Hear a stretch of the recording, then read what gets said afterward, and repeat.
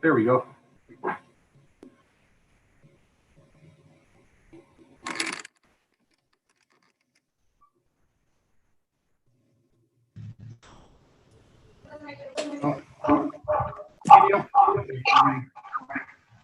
Thanks for your patience. We just wanted to make sure that we were able to live stream.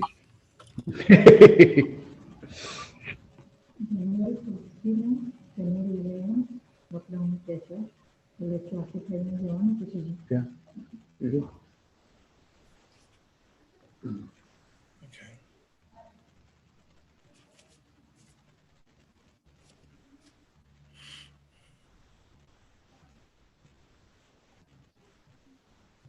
So I take it you're swearing in open session now?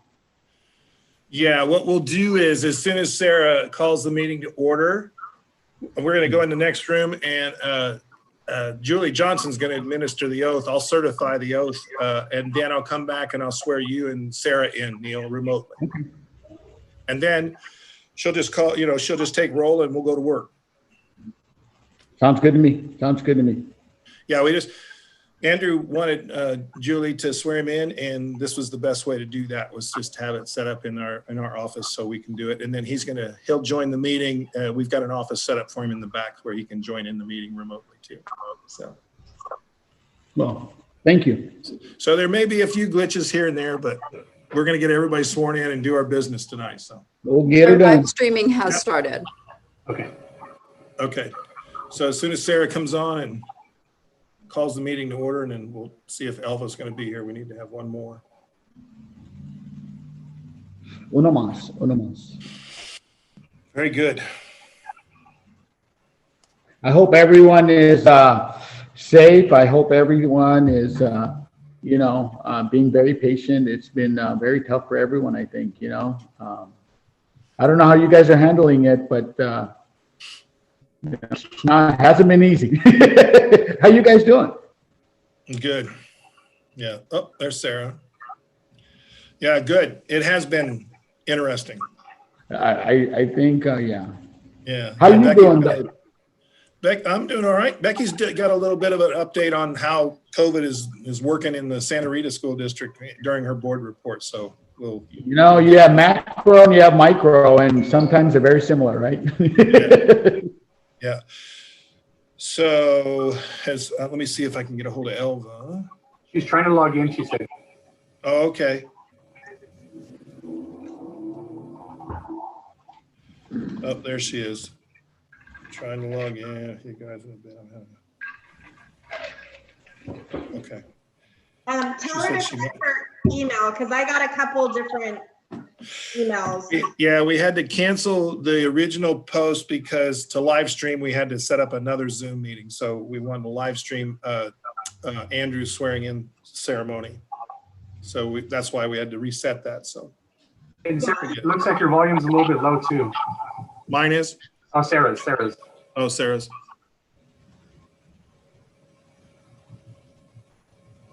Perfect. Okay.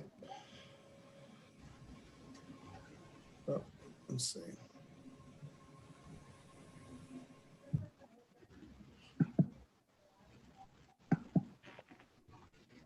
There's Andrew. A new guy. Who be this young gentleman here? Yeah. Hello, Neil. Can you guys hear me? Not very well. It's not letting me adjust it.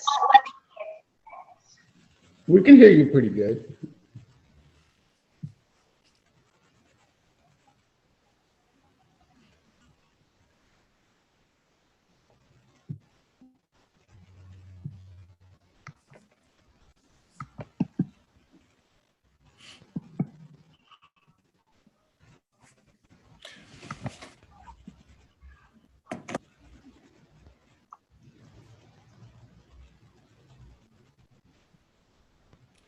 Looks like Elvis said she'll join us in closed session on my, I don't know if she's heard, if Nicole's gotten a hold of her or not. So. I just went ahead and invited her through Zoom to join this meeting. Okay.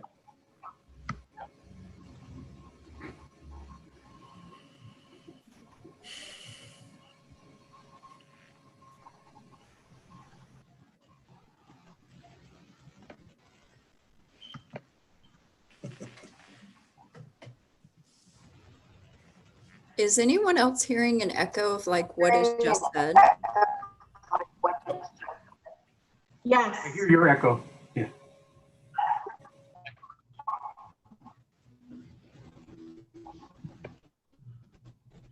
Maybe it would help if I close the door. It's been the same. Building, do you want me to try that?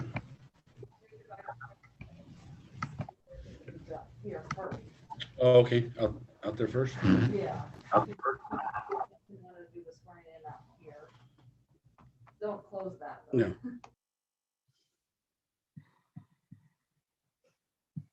Yeah. Yeah. I was just saying, if you want to go ahead and call us to order, we'll go ahead and swear Andrew in, and then I'll come back and swear you and Neil in, and by that time Elva will probably be logged in. We don't need a quorum for that. Okay.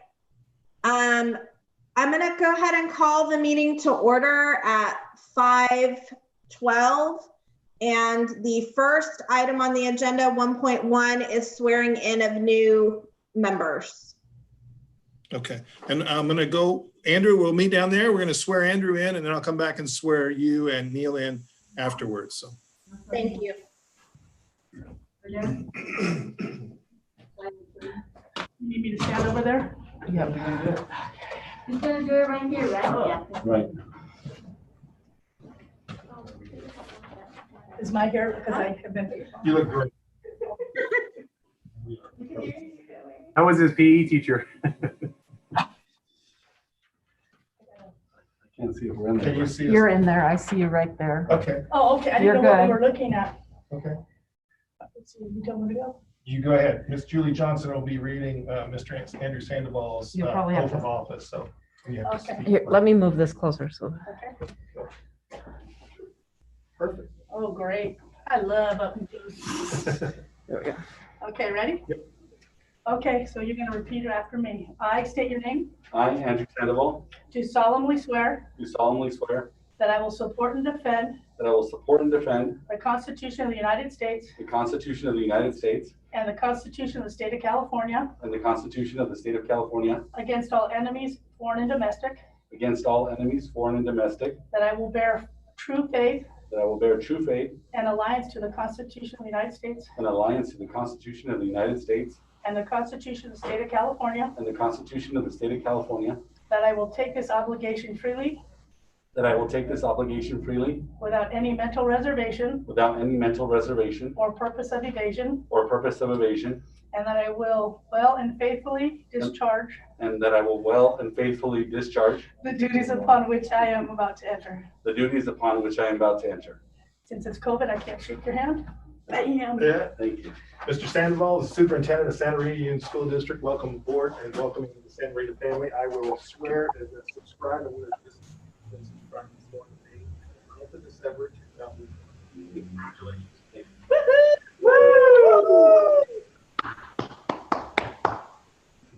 Thank you. Madam President, did you make sure he's learned the Santa Rita District 5 song? I'd like to hear recital on that one. You're gonna have to wait for after the meeting for that. I'll warm up my vocal cords. Thank you. Okay, so Sarah, if you and Neil, I don't know if you can stand or not, but if you could just stand and raise your right hand and adjust your camera to where it'll be on you. So if you'll raise your right hand and repeat after me. I state your name, I, Neil Patel, do solemnly swear Do solemnly swear that I will support and defend that I will that I support will and support and defend defend the Constitution of the United States the Constitution of the United States and the Constitution of the State of California and the Constitution of the State of California against all enemies, foreign and domestic, against all enemies, foreign and domestic, that I will bear true faith and allegiance that I that I will will bear true faith and allegiance to the Constitution of the United States to the to the Constitution Constitution of the United States and the Constitution of the State of California, and the Constitution of the State of California, that I take this obligation freely that I that I take take this this obligation obligation freely without any mental reservation without any mental reservation or purpose of evasion, or purpose of of evasion, evasion, and that I will well and faithfully discharge and that I will and that I will well and faithfully discharge the duties upon which I'm about to enter.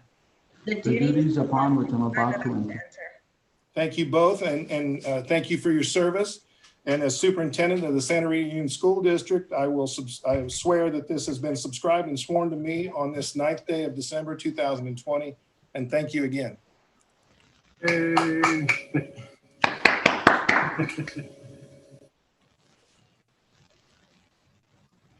Okay, Sarah. Okay, so 1.2 is roll call. So I think Ms. Ariano is not yet present. Is that correct? Okay. Mr. Patel, Present and willing. Mr. Jacob Sandoval, Here. Mr. Andrew Sandoval, Here. and Sarah Turner present.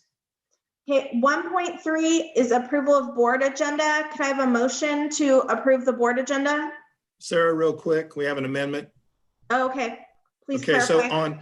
at 5.3.7, we have to add Analia Escamilla's name to that list of people who are eligible to. For the, I understand. Okay, could I have a motion to approve the agenda with the amendment of adding Analia to the list of principals who are entitled to do evaluations? So moved. Oh, go ahead. Andrew. Who's the second? I didn't hear a second yet. I second.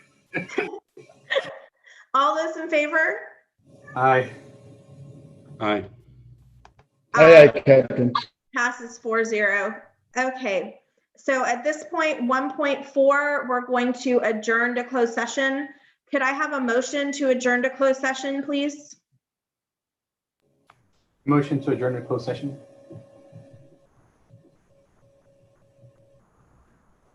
I second. All those in favor? Aye. Aye, aye, Captain. Aye, passes 4-0. So at 5:19, we are going to close session. See you there.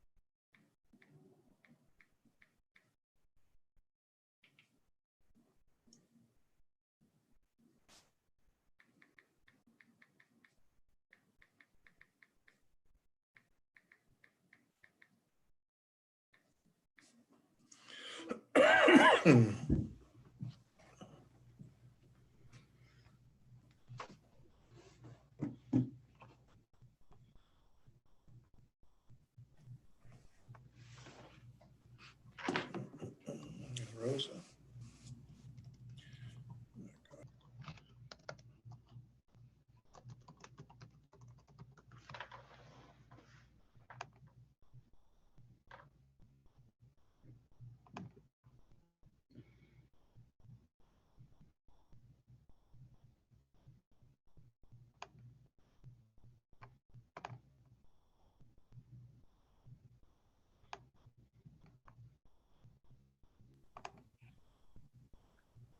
I'm just waiting a minute in case Alva is able to connect. I know she has been having difficulties.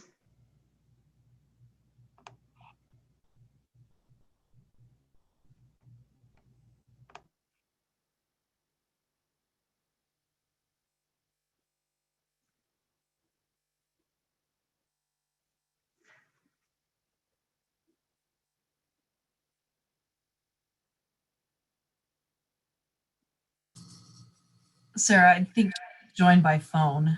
Okay. Alva, can you just say hi to us so I know you're here?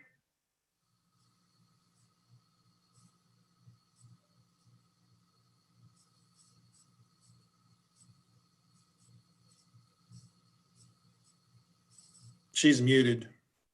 I know. Alva, can you unmute yourself?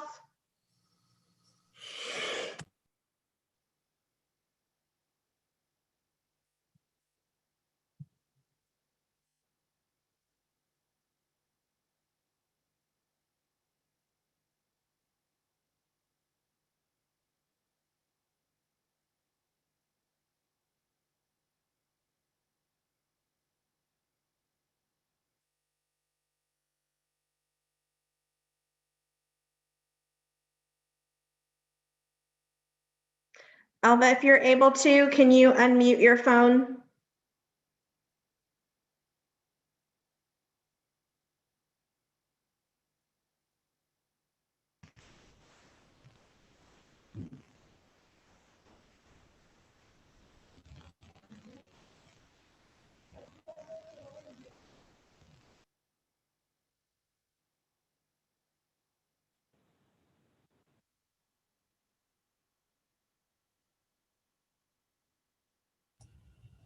Sarah, I believe she's unmuted now. Okay, Alva, can you just verify that you're there?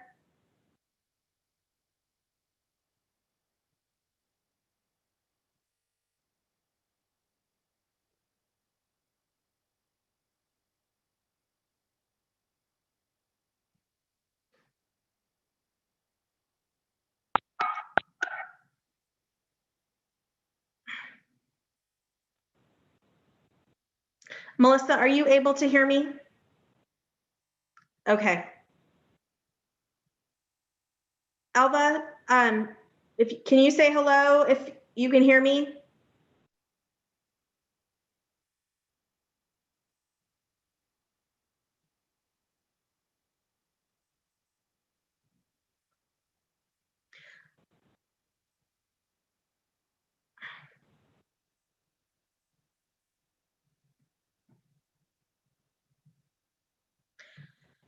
Nicole, can you also call her on the phone to see if you're able to connect with her? Because I need to be able to know how she votes. So Right.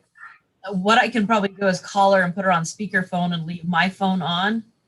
that would be helpful. Thank you. And then her voice will come through my speaker. Give me just a minute to call her.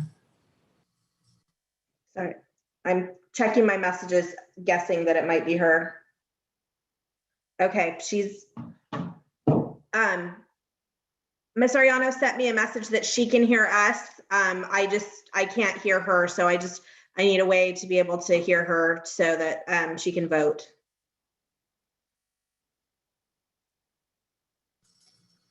Do you want her to up and I'll use my phone so that everybody can hear her? Yes, please. Okay.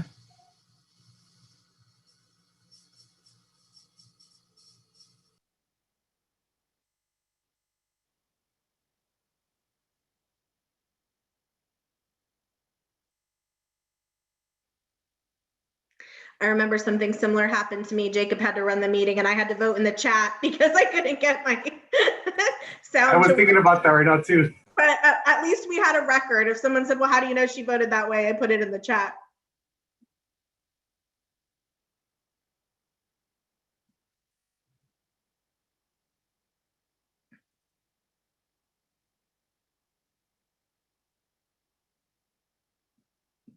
I can hear you, and so they should be able to hear you. Okay, yes, there we go. Thank you. I'll put you right by the speaker, and then should be good. Thank you, everybody, for your patience. I really appreciate it. So we are officially reconvening to open session at 6:10. I know we've been live streaming previous to that. There was not any official action taken in closed session, so we do not need to report out. Wherever you are, can you please stand for the Pledge of Allegiance?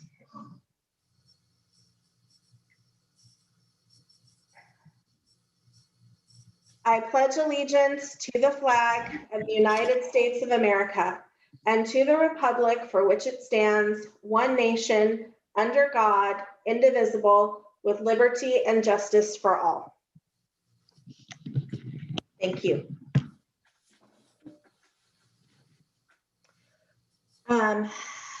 So could I have a motion to approve the consent agenda? I motion to approve the consent agenda. Second. All those in favor? Aye. Aye. Aye, passes 5-0. Thank you. Nicole Jensen, do you have a report from either Santa Rita Teachers Association or CSEA? I have SRTA's report. Can you read that for us, please? Yes. Good evening, board trustees. This has been a roller coaster of a month. As you know, we have amazing staff at our sites who have continued to keep learning going on as normal as possible with a few winter activities here and there, as well as many virtual activities. Many classes have participated in virtual field trips, opening the world to our students in different ways, letting them see places we could never visit while participating in in-person learning. Our members are seeing the positive to our current way of teaching, learning new skills themselves, as are the students. Families are joining in at times too. Teachers, like everyone else, have been feeling anxious for what awaits when break ends. Now that we have information about the immediate week after break, it allows us to better plan ahead.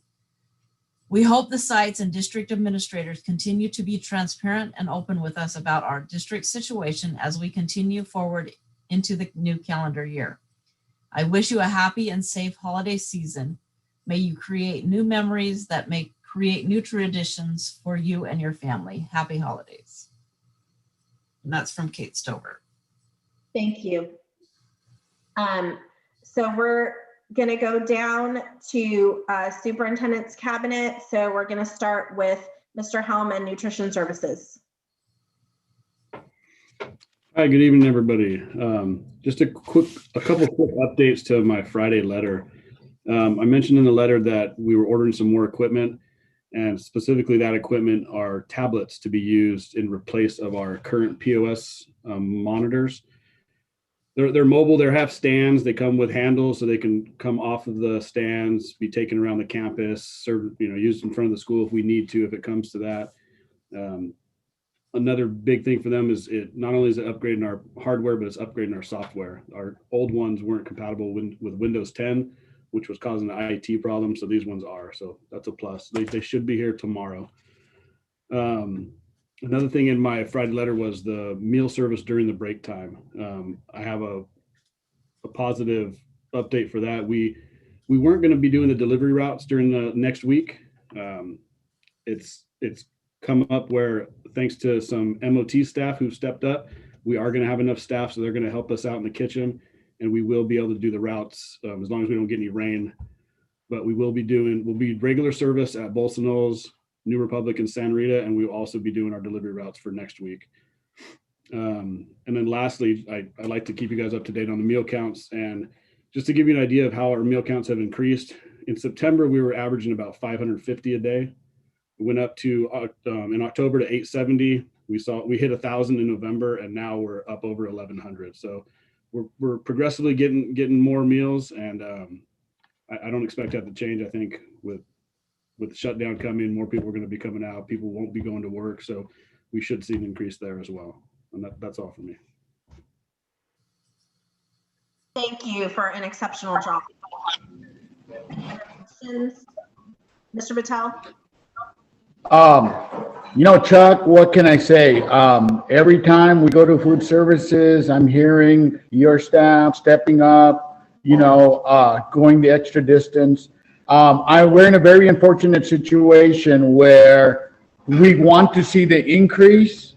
That means more of our students are able to get the nutrition they need daily, and all due to the COVID virus and the downturn in the economy. So even though we're rooting for higher numbers, tragically, it's also a catch-22, where at the same time, we wish we weren't in this situation. So I commend you and your staff, and please do everything you can possibly do. I think the next 2 months, are going to be very difficult months, because, we're going to have the rainy season. We're going to have a lot more families out of work, coupled with the fact that, starting this Sunday, the new lockdown order goes into effect. And so we're going to have less people working out there, so I think this will become even more of a need. So once again, thank you as always. And on a lighter note, so I understand this POS system is a POS.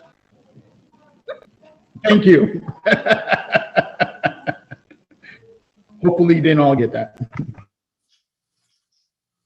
Mr. Diego Sandoval? Yeah.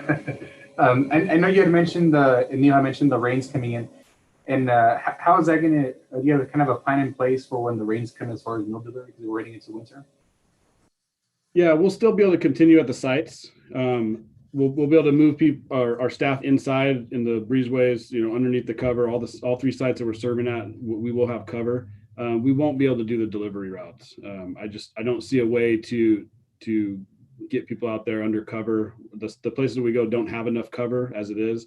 And last thing I want is our staff to be out in the rain. So unfortunately, we won't be able to do the sites if we have a rainy day, but we will. The routes, but the sites won't change at all. Thank you. Any other questions or comments? Andrew Sandoval? Hi, yes. Well, nice to meet you, Chuck. I wish I could meet you in person. I'm sure we'll get to meet each other. But I appreciate the not only the numbers of food that we're distributing, but really the staff. I've gone to get some food for my kids, and the ladies at the Bolsa Knolls district go above and beyond, and they really just go above and beyond, and they're really friendly and welcoming. So I really appreciate your staff and thank them. Thank you. Mr. Ryan, are we having a maintenance report tonight? Mr. Sandoval is home celebrating his anniversary, so we excuse that. Well, that seems perfectly reasonable to me. So going on to our Chief Business Officer, Ms. Zamudio. Good evening. Welcome, Mr. Andrew Sandoval, to the team. So yes, we are very busy in the business department. We've been working very close to our sites, making sure that all of the funds for those learning mitigation grants are spent out. As you know, the sites are going to be on winter break starting this Friday. So even though we have until December to close out those grants, for us, what it really means is to close them now as soon as possible, that the sites are on site in case we have any questions and things like that. So we're closing POs, sending payments, working with our stipends. Usually we pay the stipends for after school programs and extended learning at the end of the year. But because of COVID-19 funds, we're paying those stipends in advance. So we've been working really hard to make sure that we don't miss the deadline and making sure that all of those stipends get paid, and those actually going to be paid by tomorrow. We're on track with that. And as you know, just really busy with putting together the budget, the first interim, which I'm going to present to you tonight. And that's pretty much what I have. If you have any questions, please let me know. Thanks. Any questions or comments? Okay, thank you very much. Okay, going to student services. Thank you. Good evening, everyone. Nice to see you. Welcome, Mr. Sandoval, for joining our Santa Rita team. A couple weeks ago, or maybe two board meetings ago, I spoke briefly about the disproportionality report, which the technical term for it is Special Education Compliance Monitoring System. The district is notified if you are in disproportionality for special education services for students and what category. So we were notified as a disproportional number of students receiving speech and language services. So what that triggers is then a random selection out of the web-based data system for special education, a random selection of 10 students specifically receiving speech and language services. And then you do an internal compliance review, which we did internally. 3 of us got together because it's not a task that I've done before. So I pulled in a couple people to make sure when we did our internal review that we came up with the same results. Did we all read the information correctly? And then you submit the internal review to the California Department of Education, and they go in and dig a little deeper. So what we were notified recently is that we had 4 corrective actions that will be required on 4 students. Today, I met with a consultant that's assisting us with this process at the California Department of Education, and she's wonderful. And it turns out our errors are clerical and not content. So that's good. That's a good thing. So clerical errors are very easy to fix, and we can do that efficiently. So I'll be meeting with the case carriers of those particular students to just make sure the clerical work is cleaned up, and then you submit that corrective action to the CDE. And then we are free to move on and continuing our services. So I'm pleased with the results of that, and also very satisfied with the department that it wasn't content related, and that it was simply just a box wasn't checked off, or a particular statement was maybe missing from the goal or the notes page. So I'm happy with that.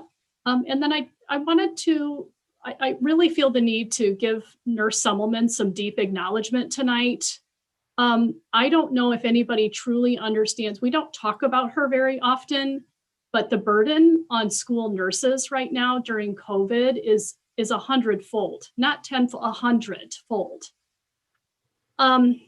We are very fortunate that we have health aides, health technicians at all of our school sites. But I was sharing with Becky and Melissa, I'm not sure, and this is my 29th year of consecutive service in education, and I'm not sure I could say that I've worked with another employee side by side with as much as stamina and grit and determination as Nurse Summelman, going through this COVID process and the contact tracing involved. It is burdensome and tiring. So she manages to stay cool as a cucumber and so organized and meticulous in her work and putting in loads of hours and time. And she deserves some acknowledgement tonight, and she's going to get it from me for sure. So I want to thank Nurse Summelman for every minute of time that she's invested and collaborating with everyone in this district, and collaborating a great deal with Becky Moore. Somehow I oversee the nurse. I don't know how that got to be my responsibility, but I'm glad that she is in our department, and I'm so thrilled that she works for Santa Rita School District, and I don't want to lose her. So when the time is right, she's getting a big vacation. We got to figure out how to make that happen. So thank you. That's all I have tonight. If you have any questions, I'm more than happy to answer any that you have. Thank you. Any questions, comments? Andrew Sandoval? Yes, well, I'm glad to hear that we have such a great employee in the nurse. I appreciate that. I had a question. So did the audit trigger any any new practices for the district to avoid these type of clerical errors in the future? What we'll do is what we need to here. I believe the root cause for getting into disproportionality is really stemming from adding Little Bear Creek Preschool, SDC Preschool, and the growth in the numbers of the early learning programs that we have that are formally known as Head Start at La Jolla and Santa Rita. And so what I will be working on is, and I already started this a couple weeks ago, I've got 3 speech and language pathologists that I have pulled into a little cohort to work on some almost like a response to intervention strategies to provide the preschool programs with some steps and protocols to follow before, rather than just initiating a referral for an assessment.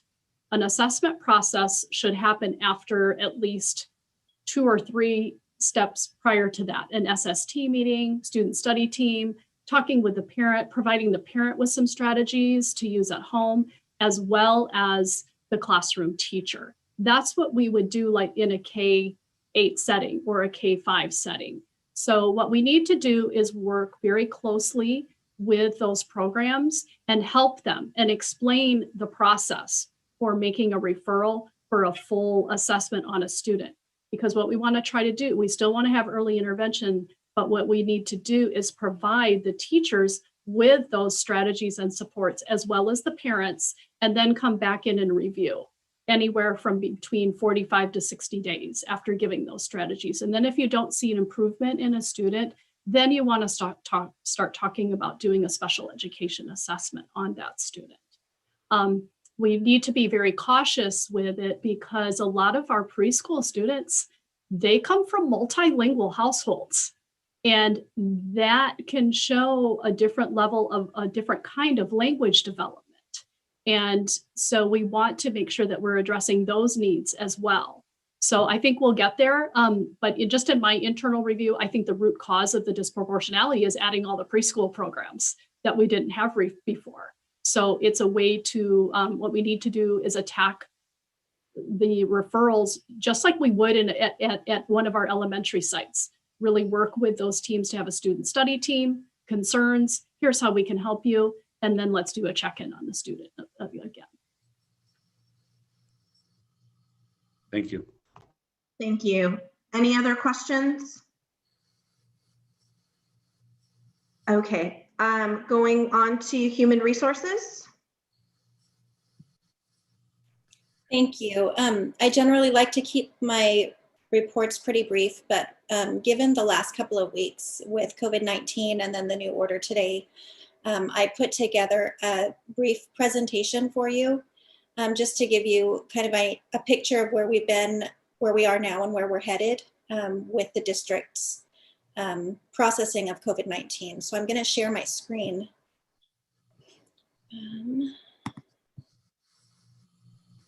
Post to disabled attendees share screen sharing. Can you help me, Nicole?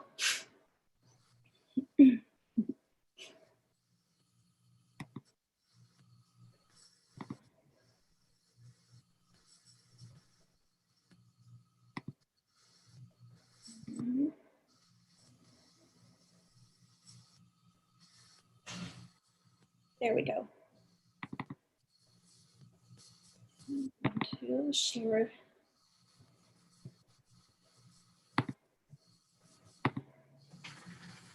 Okay, are you able to see that? Okay, so I first want to just say that what Nadine said about Nurse Semmelman is the perfect segue to this presentation because Nurse Semmelman has been a godsend during this pandemic. We're really lucky to have such a qualified and dedicated person working on this.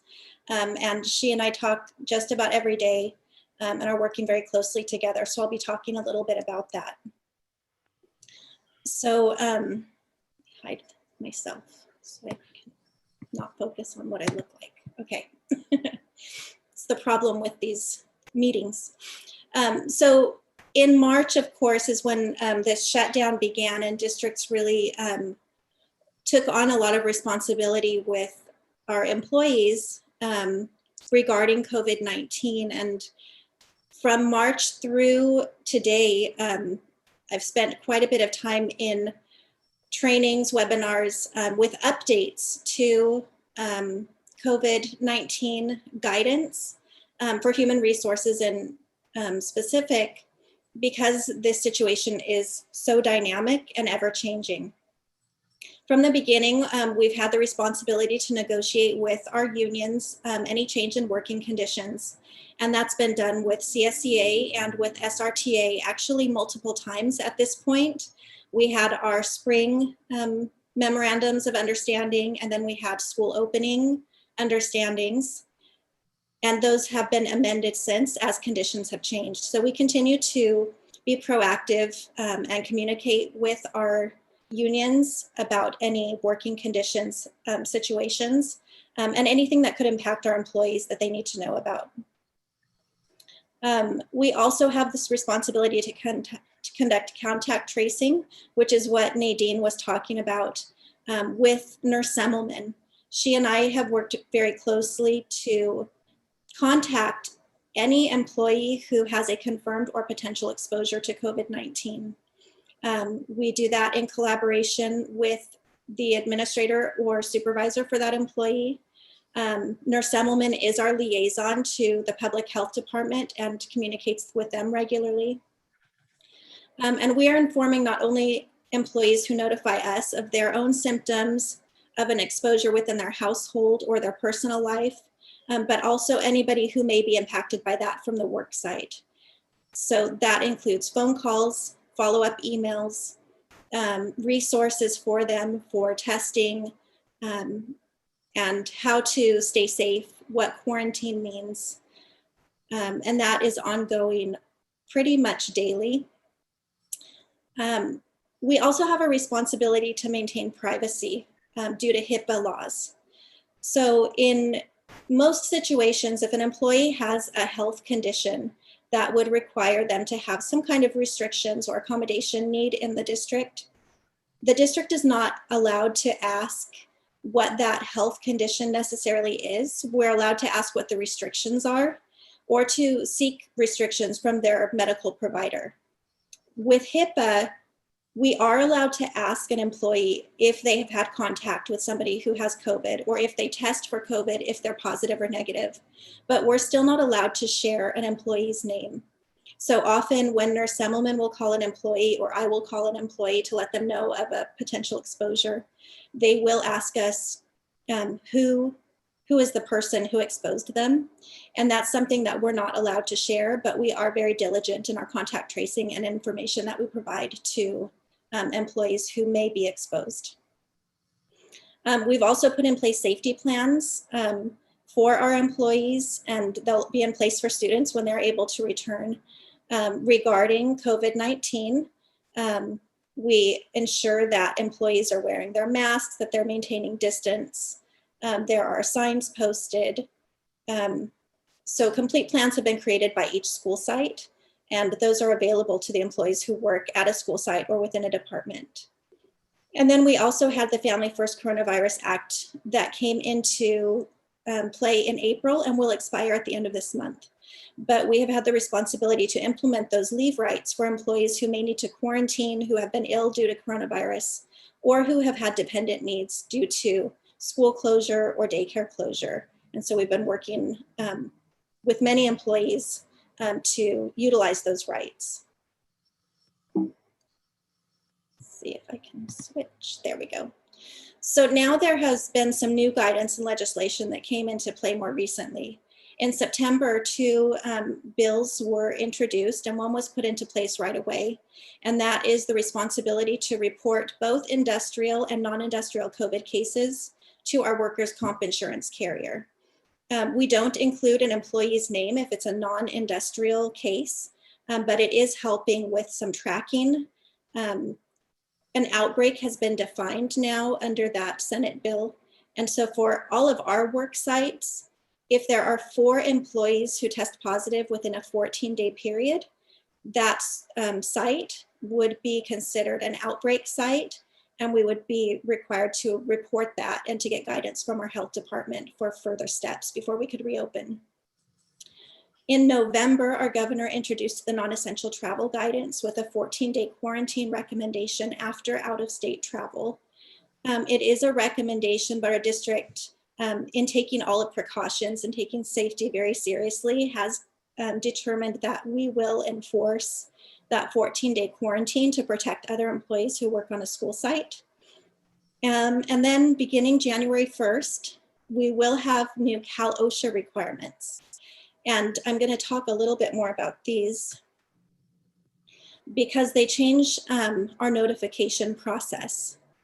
So currently, when an employee notifies us that they have tested positive, we ensure that we have already done the contact tracing. If we haven't done it because we weren't aware until they let us know the positive test, then we do the contact tracing then and notify any employees who are impacted who may have been exposed. We don't necessarily send an announcement out to the entire work site. But under this new assembly bill, we will be required to notify anyone who has worked on that site within 14 days of the positive test. And you can see in the bullets some information that will be included based on this assembly bill.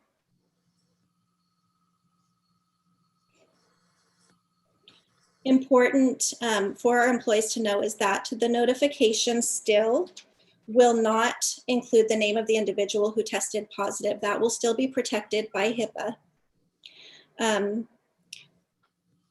And we do have an understanding of kind of both sides of the coin on this. We know that for some employees, there will be some relief in knowing that they are being notified anytime an employee who has worked on their school site has tested positive. Also, based on conversations I've had with employees, I know that this will bring a lot of anxiety for some. And so I have mixed feelings about this. An example of an announcement like this could be a maintenance worker or a groundskeeper who works at multiple sites testing positive. Even if that employee didn't physically enter a school site, if they worked on the grounds, they still worked at that address, we would need to notify every site that they worked on within a 14-day period that site had been exposed to COVID-19. So even with zero contact, everyone will be put on alert. So you can see that there are pros and cons.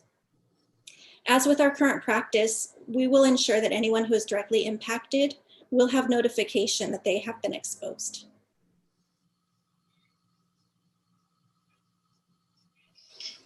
This is a worksheet or an FAQ that has been released by Monterey County Health Department. And it's one that Nurse Semmelman and I utilize when we are talking to employees about close contact, about their situation. And it's also one that we share with employees in our email to them when we let them know of any potential exposure. In addition to this, the health department has continued to update scenarios that we can read through to determine recommendations in different types of situations. And so, as I said, we're working closely with the guidance from our health department, and Nurse Semmelman really has taken the lead on this part of our contact tracing and recommendations. So as a snapshot of our school district, we haven't had any students necessarily on site other than our employee students who are there for childcare.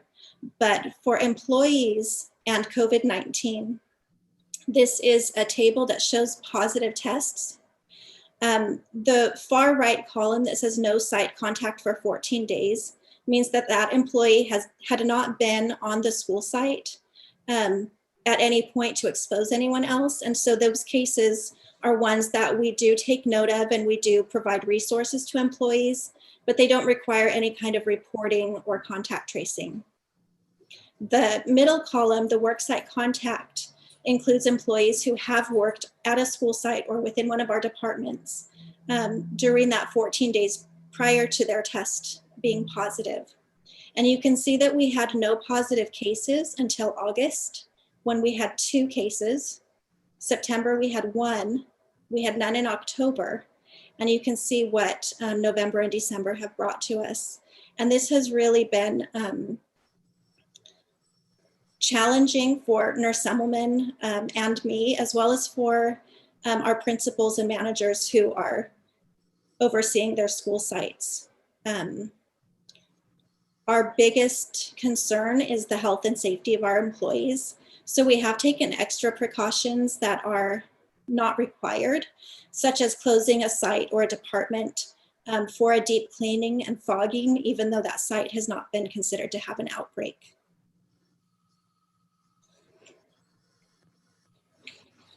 But today we received the new Monterey County order for staying home from Sunday through January 11th. So as of now, physical school sites and departments will be closed from December 14th to January 11th. And that order actually ends at 6 a.m. on January 11th, which is a Monday. So employees we're anticipating will be able to report to work as usual on that day.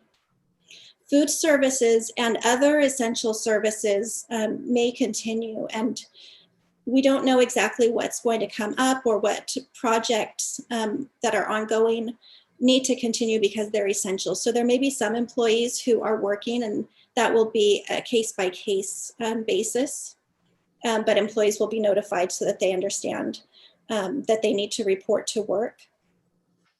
Employees who are able to work remotely will be accommodated to do that. And employees who are unable to work remotely will be on a district paid leave unless they have already been approved for vacation or are on some other type of leave.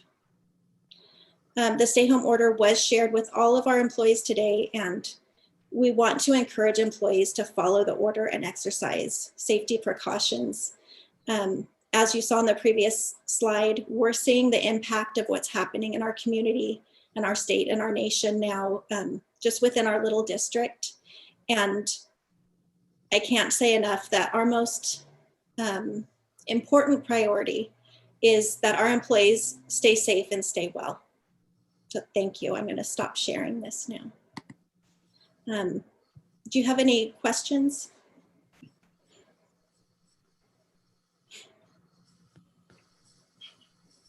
Madam President, can I go ahead?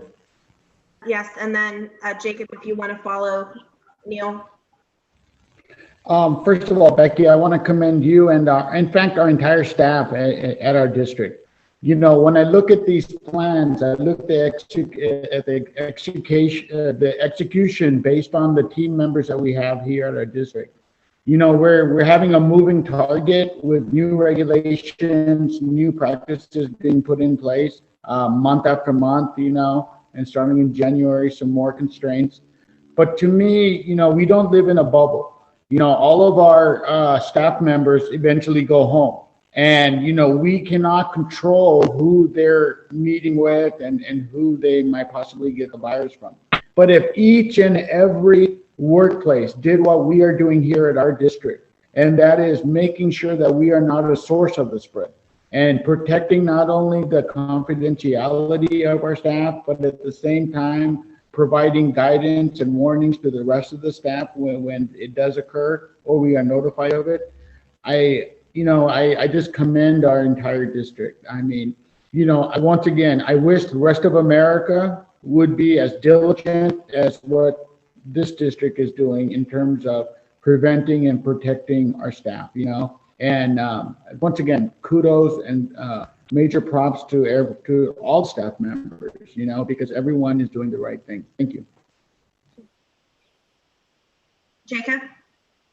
Yeah, thank you, Becky, for the report. I am glad the district is taking extra precautions beyond the recommendations and stuff. And I think it's interesting how you were mentioning right after the holidays, that's when we're seeing the spike, you know, not only statewide or nationally, but also within our district as far as the cases kind of growing. Just hopefully everybody stays safe and the public watching, you know, we're kind of all in this together and just try to be safe. Thank you. Any other questions or comments? Thank you, Becky, very much. We really appreciate it, and everybody for all the hard work they're doing. Thank you. Okay, educational services.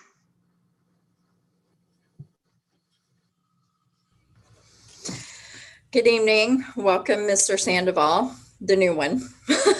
It's good to have you on our board.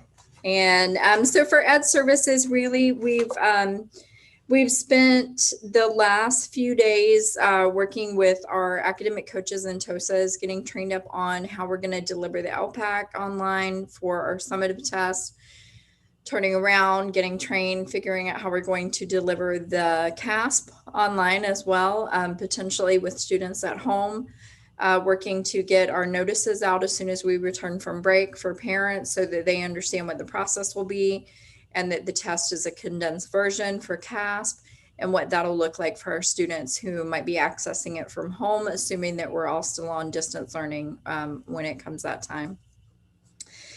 I just want to remind everybody that MCOE's Migrant Education Program is doing their blanket drive through December 18th, and they're taking the donations directly at the office at MCOE this year, instead of setting up places to donate blankets for families at sites.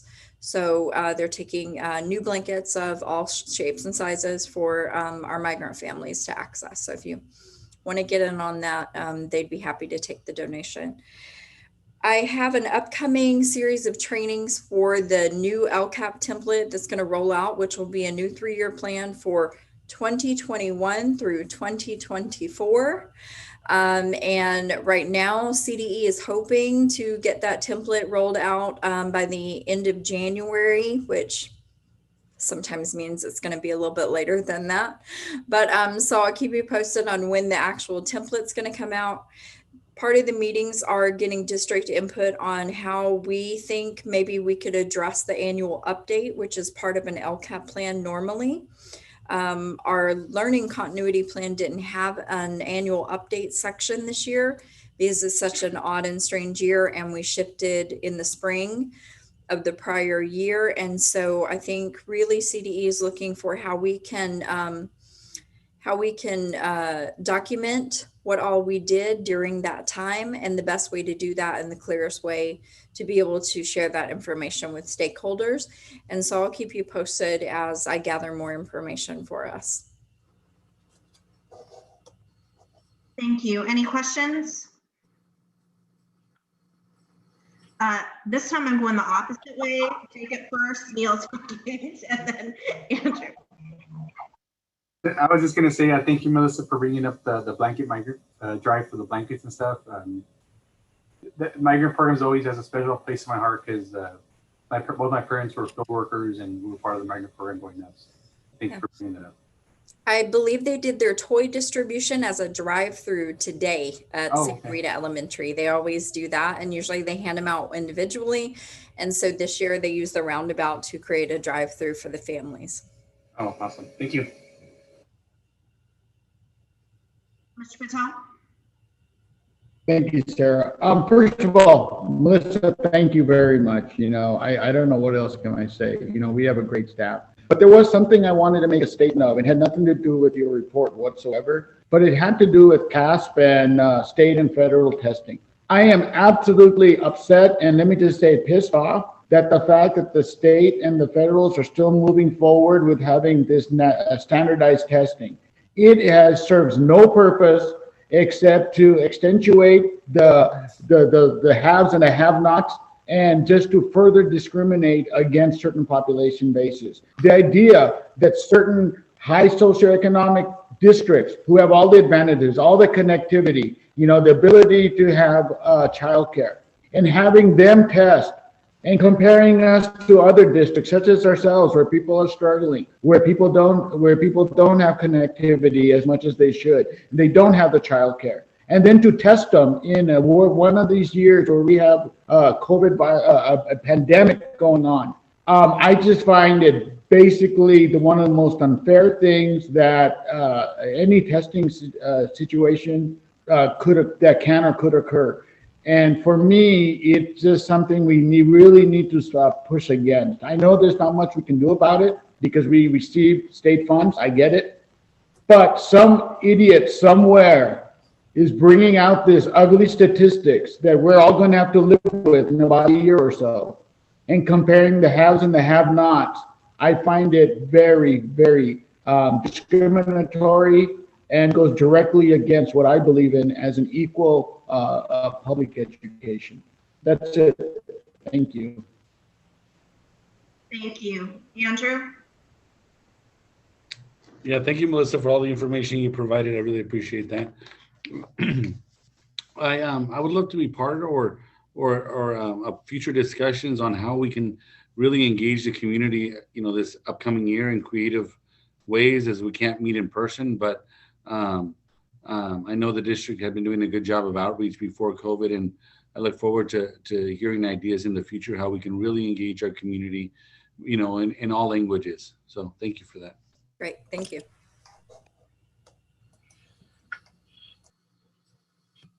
Thank you. And just to concur with what Mr. Patel said, since I personally have students that have, two different families living in someone's garage and the child is sitting on the floor to do their work, that, the idea that that's the same testing environment that somebody else, is getting who has the room to themselves and noise canceling headphones and all that. I mean, even just the basic setup has no equity whatsoever. So from there, we are going to move on to board reports. So Jacob, can we start with you? Yes, a couple of things. I know Sarah had brought up briefly as far as having an annual retreat in January. I did speak with CSBA rep, and they have something which I'm going to email. I think I emailed Tim earlier. It's called the Good Beginning Workshop. And I did talk to the person, and she mentioned she has the first 2 weeks of February available.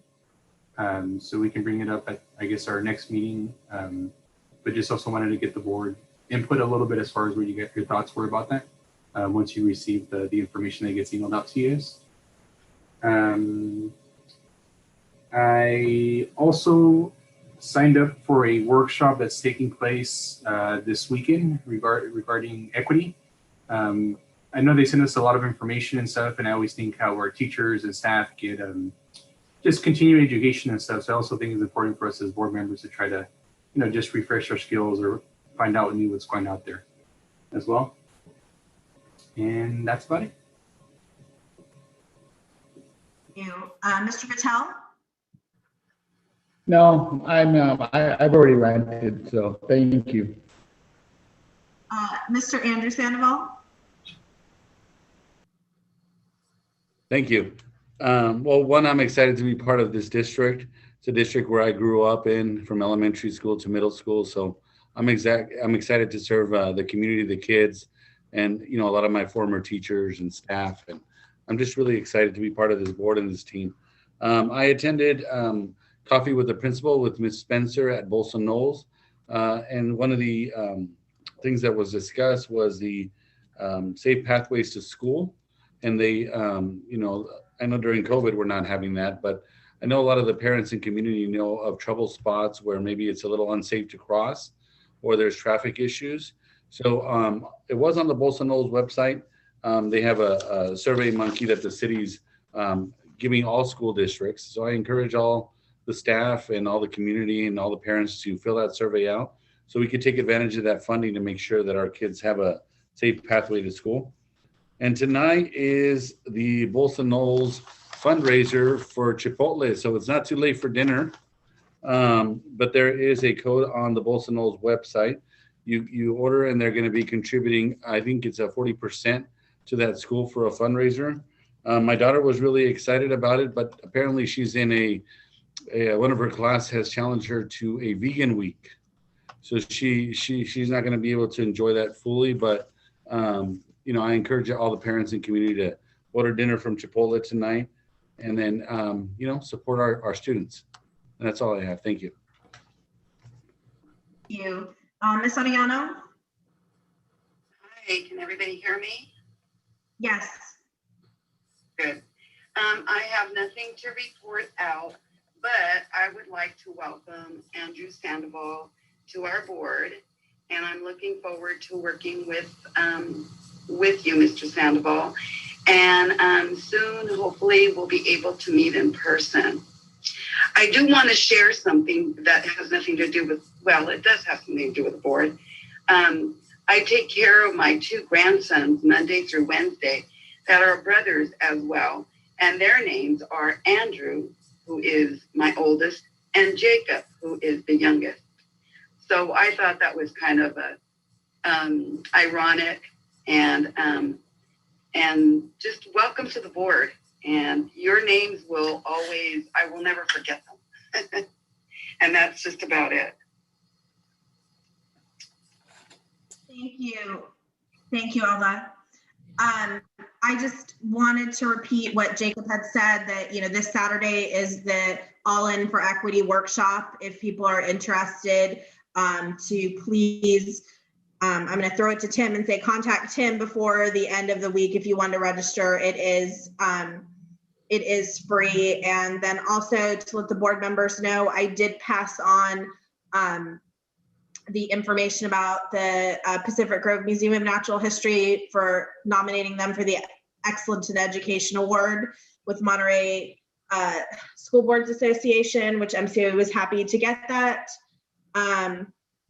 nomination. So moving on to the superintendent's report.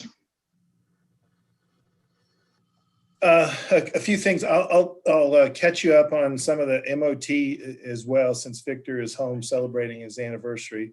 But before I do that, I just want to comment and commend Mr. Patel.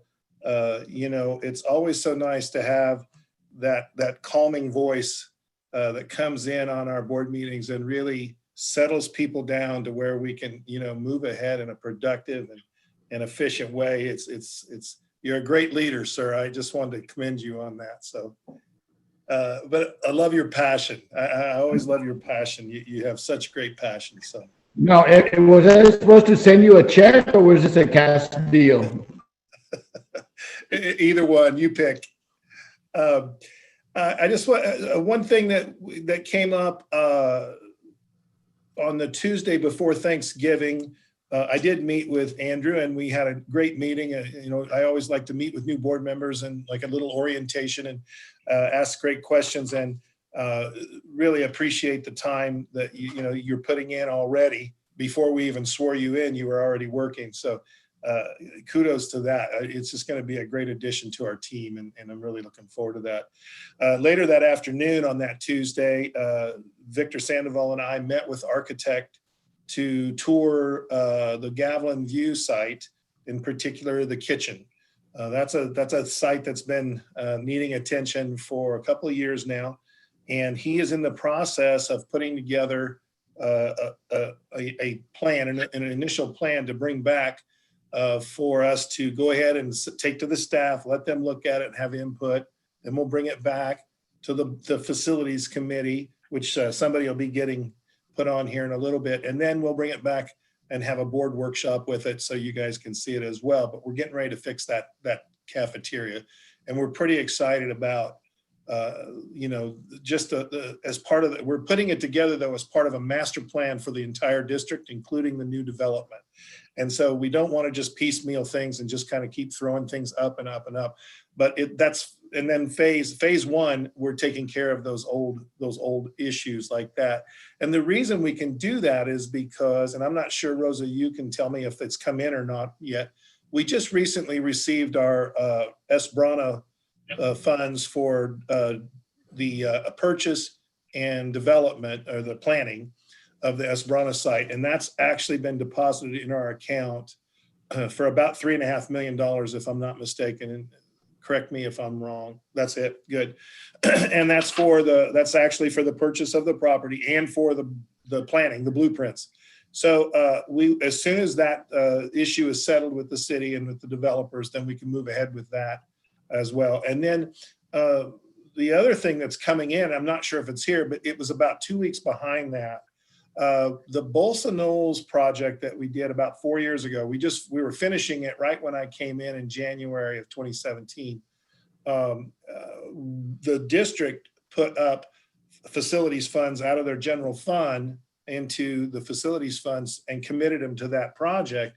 And then the matchings part of it, we applied for a refund, a rebate, and getting those funds back. And those funds are on their way. Those funds are committed to facilities. So while the one for Esbrana is restricted strictly to that site and for those purposes, this is only restricted for facilities, but it's flexed so we can use it for any facilities things that we want to do. And that's why we're looking primarily to start with at Gavilan View. The two sites that need the most attention and need to get the first salvo of this funding is Gavilan View and La Jolla. They're the two sites that are the oldest. They've been neglected the longest. New Republic, McKinnon are obviously, less than 20 years old. Santa Rita underwent a facelift in about 2005. So those three sites, and that's why they all look very similar, have gotten attention. Bolsono's is relatively new. Gavilan View was built in the late 80s, and La Jolla was built in the 60s. And a lot of the things there have to be upgraded. For one thing, the electrical, which is terribly outdated. They only have 2 outlets in each one of the rooms in those, and that's a campus wide, not just in the brick building. The original electricity and the electrical lines that come in are all strung along the top of the roofs, which those need to be relocated underground for safety's sake. Apparently in the 60s, they had not heard of EMF yet. So, that site is going to be looked at to try to fix it. It's also still on septic, and we have a brand new sewer line out on the Rogie Road, as Jacob can tell you, because he had to pay the district to hook into it because we're the ones that put it in when we put Bolsono's out there. So it's got some serious issues to modernize. We have modernization eligibility on those two sites, $8 million for Gavilan View and $5 million for La Jolla. Of course, that'll depend on when the next bond is sold by the state. So we will be looking forward to that. But any work we do now, we'll work through our architects to make sure we file with the state so we can get reimbursed for that when it comes back. So we're going to move ahead with that, and we're going to have a master plan. The goal is to have a master plan, an actual master plan, which is about 600 or 700 pages sometimes, literally breaking it down by site, by project, by cost, and the phasing on that. And we're looking at trying to have that by the beginning of next school year to really have a playbook for the next 10 to 15 years for this district. Instead of just putting portables up here and there, we want to come up with a serious phased plan that's going to address the needs and the facilities moving forward for the next 10 years or so. And then finally, Friday, I met with one of our newest city council electees, Mr. Anthony Rocha, and he came out and did a tour of 4 of our sites. He toured Gavilan View, the district office, and he toured Gavilan View, La Jolla, Santa Rita, and McKinnon. Asked great questions, very knowledgeable on the district's history. He actually represents, his district has New Republic and McKinnon. That's the 2 sites that he has that are in his area. And then the other rest of the sites are in Ms. Cromean's area. So excited to meet with him and hear what he had to say. Was very familiar with the Hardin Ranch development, even though he wasn't even out of diapers yet when that was probably happening. I know he wasn't going to school yet. So, but he was very familiar with it. Obviously, he's a very prepared young man, and I think he'll do a great job. So that's all I have, and look forward to bringing back more information as we go along, and then and meeting with you on these facilities as we get ready to put this master plan together. So. Thank you. Any questions or comments? Mr. Andrew Sandoval? Thank you. Just as we move forward, I just love if the district would keep in mind the access to our fields and open spaces. In our district, I didn't realize it until a couple of weeks ago. I wanted to play some baseball with my kids, and we were looking for a field, and we couldn't access anything. And like, for example, Santa Rita School District, around there's a Santa Rita Park, but it's a really small park. And it'd be great to maybe partner with the city or maybe some nonprofits to let the community access those green spaces. Okay. Yeah, we'll look at that. And then also, just so you know, that we are working with some of our community partners. We're working with the Rogie Commons Housing Development and also the church. And I'm drawing a blank on the name of that church that's there behind it. We recently found out we have an MOU with them. Mr. Chapin actually put that track in at Bolsa Knolls in 2008 before we even built the school. And set that field out, and then in return, the Rogie Commons would be able to access that after hours or during the weekends, as long as it's not being used by the school or any facilities agreements that we have with, like our soccer clubs and those community groups that access those fields now. And we're working on that. We're getting some security gates put in. So they'll be able to just walk out of their back gate, walk across a walkway with stop signs, and then just punch their code and go on in to the field and be able to access the track. During COVID, everybody wants to get out and do some walking and let their kids ride their bikes around. So we're working on that, and then we're working with the church to actually that road is not a public road; it's a private easement for the church. They've got that in their deed, and so we're working on how to secure that road. It gets used a lot for different reasons that it shouldn't be. So we're working with them. Just great relationships, great conversations with Mr. Chapin and the Rogie Commons people, and also the church. We met with them on that same week. We met with the church facilities coordinator, and we're working with him to get those gates put in. And just work with them to help them get that. So absolutely, we'll continue to work with our community partners to make sure they have access, and we have access to those green spaces as well. So Thank you. Any other questions? Thank you. Mr. Patel? Yeah, Tim, I was thinking about this the other day. As a teacher, we always thinking about the constraints and the changes and the workload that we have. But when I really think about it, the people that are really making a huge difference, besides the teachers and staff, is obviously the superintendent and the district office, and the various head of the departments. With the entire staff looking for guidance, looking for solutions, and you guys are having to make it as you go, given the new regulations, new Monterey County orders, et cetera, So once again, I think the amount of stress and the level of patience that our district is showing is a direct reflection on what the executive team is doing to bring that about. So once again, thank you and the entire staff for going through unprecedented times, unprecedented times. I can't think of another time where superintendents had to go through more hell, more quick decision-making, more liability than right now, So, I just want to say thank you, and thank you for the you put together. Well, it's certainly an honor to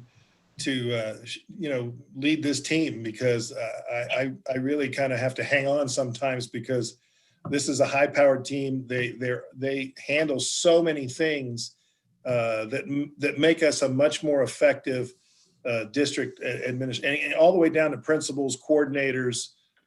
Tonight Nicole was just on fire. She's getting everything set up. She's live streaming right before the meeting. She's getting Elva on. She paid a visit to a mom or a grandmother over in Rogie Commons to help her get set up on her Chromebook for her grandkids, because she's helping them. Melissa's, we'd be in the tall weeds without Melissa and Becky and Rosa and Nadine and Chuck and Victor. My gosh, Victor is, he's the Rain Man of MOT's directors. So it's really fun to watch this team work and to see them. So I appreciate the kudos, but it's, when you build the right team and you get the capacity in place, it's really fun to watch. It's really fun to watch. So, but thank you. And on behalf of this team that you see in these windows, and the principals and the coordinators, thank you. I agree. Yeah. The special team. It is. All right. So we're going to go down to public comment. Nicole Jensen, have you received any public comment? Let me double check. No, there's no public comment. Okay, I did check before the meeting and there wasn't any at that point. So we are now down to 5.1, the election of officers. And Mr. Ryan, do we just begin nominations at this point?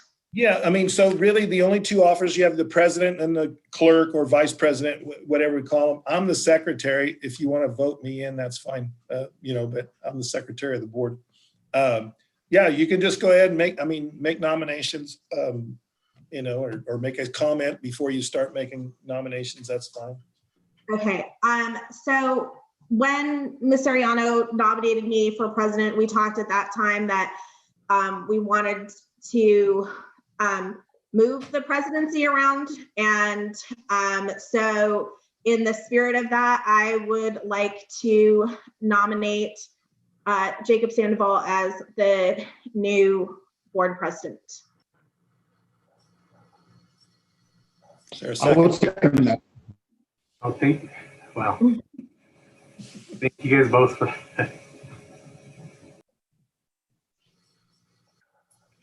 We need a vote. Is there any other nominations? Yeah, that was a question. Any other nominations? Okay, then close the nominations and call for a vote. Okay, so we're closing nominations for president at this point.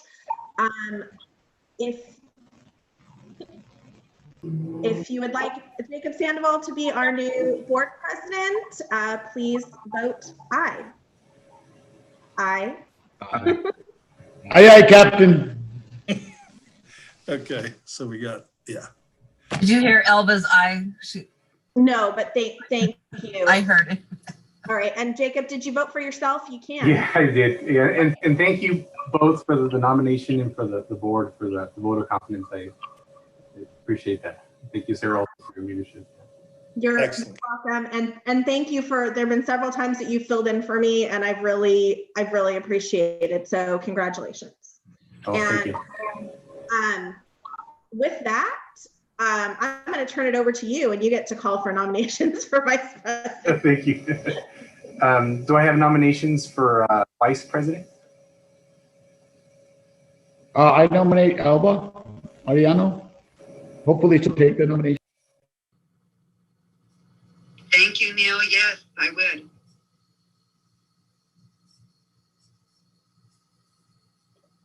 Okay. Is there any other nominations? Okay. Seeing as none, I'm closing the nominations. All those in favor as Elva as vice president, say aye. Aye. Aye. Aye, Captain.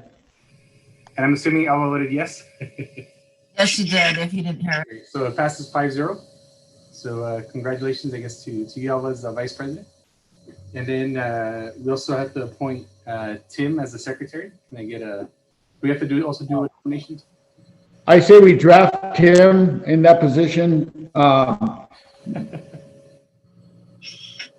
second. So all those in favor, say aye. Aye. Aye, Captain. Aye. Okay.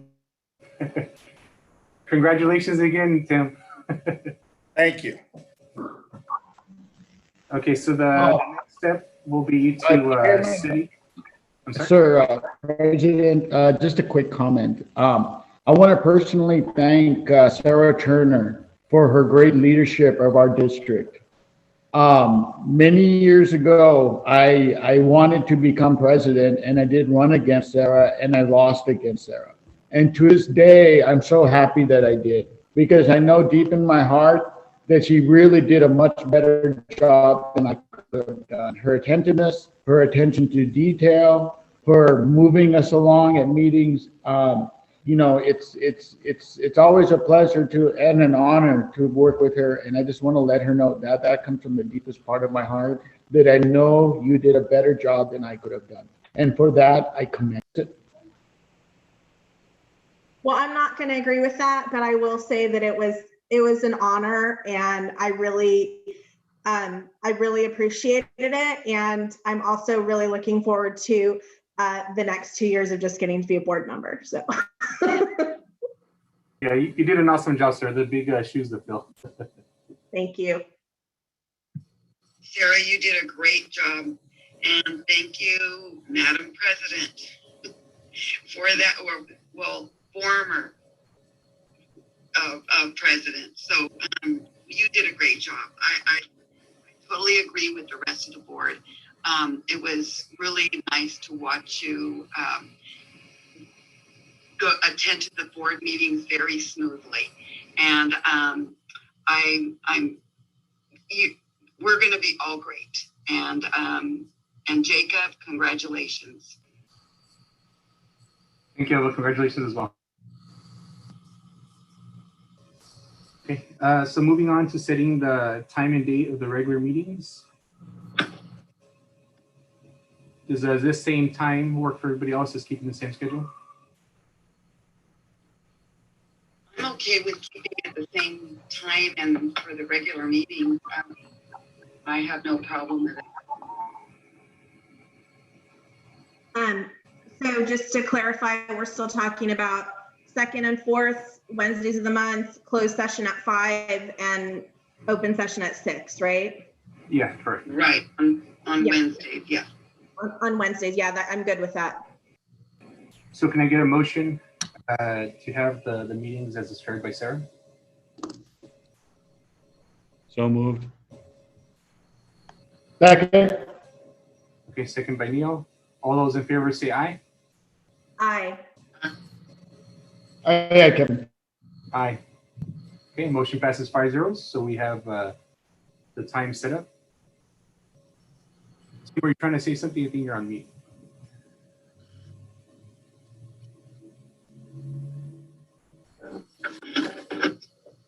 Okay, so the two that we have standing are the Monterey County School Board's representative and then the Facilities Committee. That's the ones that we always do, so. And I don't know if you have any others, but I don't remember any others. Those are the two that I'm. Yeah, no, not at all. So we'll move to 5.4, then we'll go to 5.3 because you have to approve the 13 as well. Okay. Yes. Okay, let's do 5.3. Do we need a motion on that as well, Tim? Yeah. Yeah. Do a motion, and it's, you guys have it in your packet. It's a list of things. It authorizes people to sign orders. It authorizes Melissa and I to sign, checks with the board president. It authorizes the principals and the certificated administration and classified to evaluate their staffs.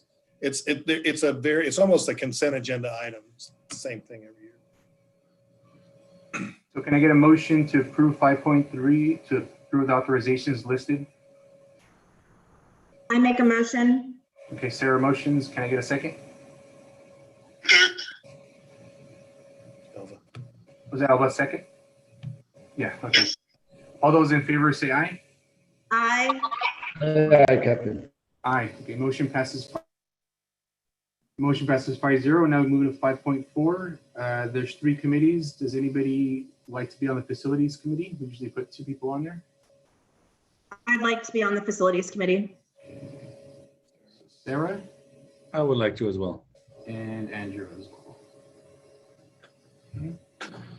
And how about the Monterey County School Board Association? I'd like to continue on that, and if there's someone else who wants to do it as well.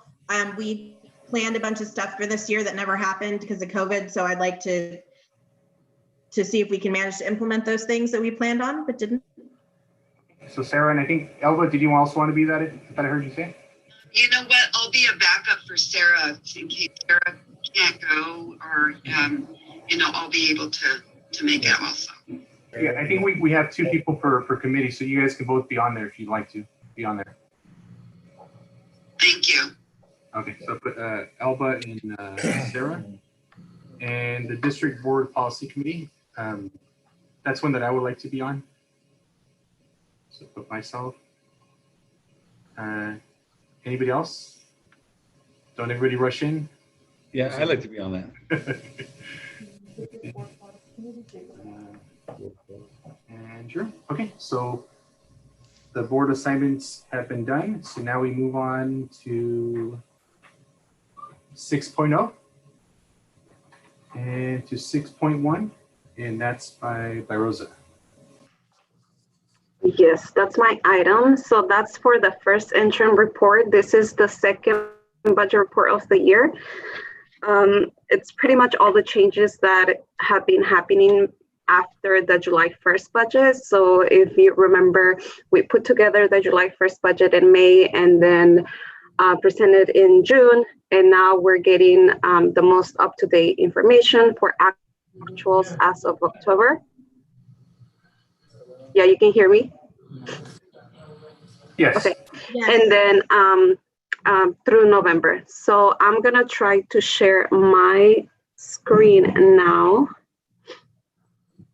And I won't be, every time I share my screen, I won't be able to see your faces. So if you have any questions, just feel free to stop me and just ask the question, please, or you can ask the questions after the presentation. So I'm gonna go ahead and share my screen and open this. And can you see this, the PowerPoint presentation? Yeah, okay. Yes. So it's, as you know, the interim report is a very large report. It's over 100 pages. So I'm gonna try to summarize all this and as much fast and better as I can. But again, if you have any questions, please stop me and just ask the question. So here we go with the first slide. These are the highlights for the budget. I put together this slide because I want to just highlight the most important information in regards to our budget and the changes. I do want to remind you that the budget is a living item, meaning that it's going to be changing. It doesn't look the same as the July 1st budget. It's not going to look the same as the second interim, and it's not going to look the same as our estimated actual. So it's moving day by day. We make revisions every single day, and we come here and provide the most up-to-date information as of today. But it's going to be changing as information changes. And as you know, now that we're going through a pandemic, things are changing, services are changing, so things are going to continue to change. Something important to know is that this is the second year that our district faces declining enrollment. This year, based on our enrollment as of today, we lost 111 students. And what this does is a reduction in our revenue. So because last year, 1920 was our first year for decline enrollment, we did have a decrease in revenue for $333,000. And going forward in the next 2 years, if we continue going into decline enrollment, we will see a decrease in revenue for $1.3 million in the next following fiscal year and $1.2 million in the 22-23 fiscal year. Another important point that I want to highlight is that our local revenue was reduced due to COVID-19. We don't collect money we used to collect for transportation and facility rentals and things like that. So you will see that on the general fund. And another big, huge impact as well is our cafeteria fund.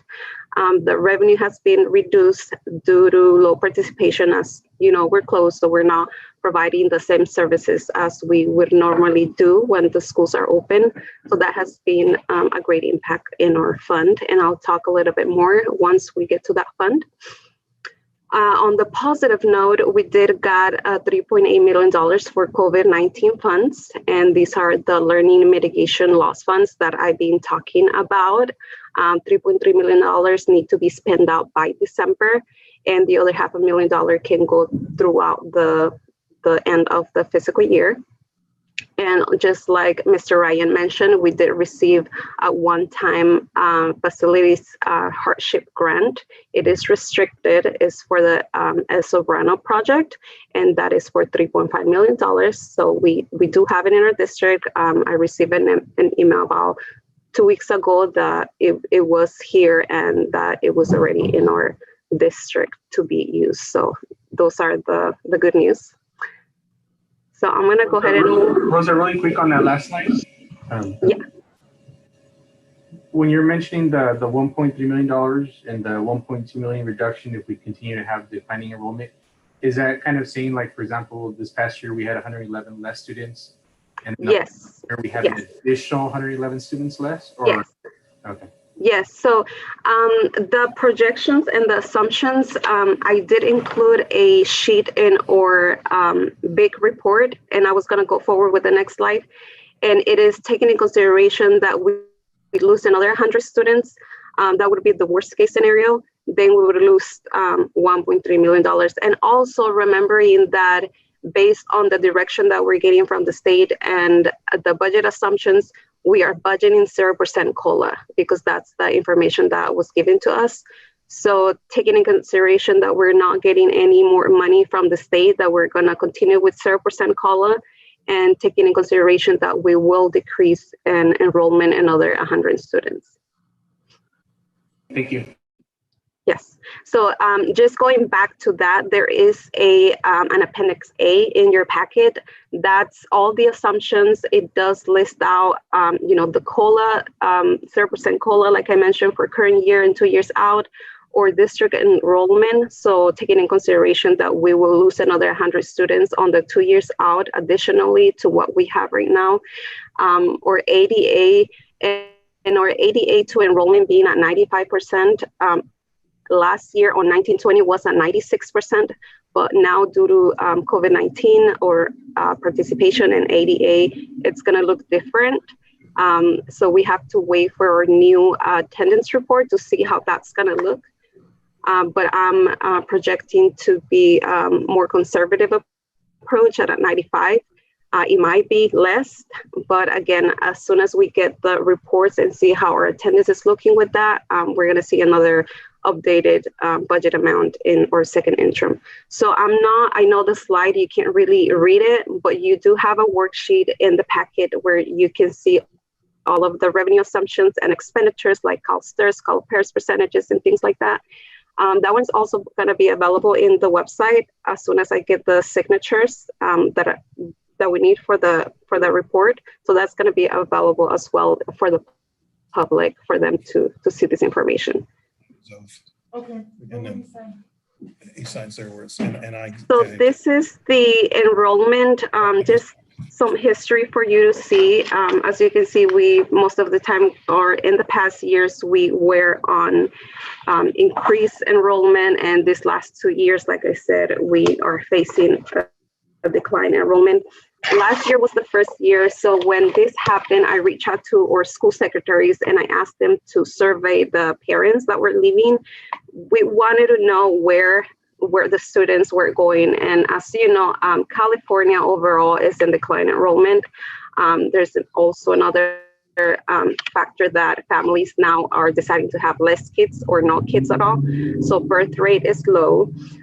And when we surveyed the families to see where they were living, 80% of the families were living to areas like Los Baños, Hollister, Fresno, Greenfield, and Soledad.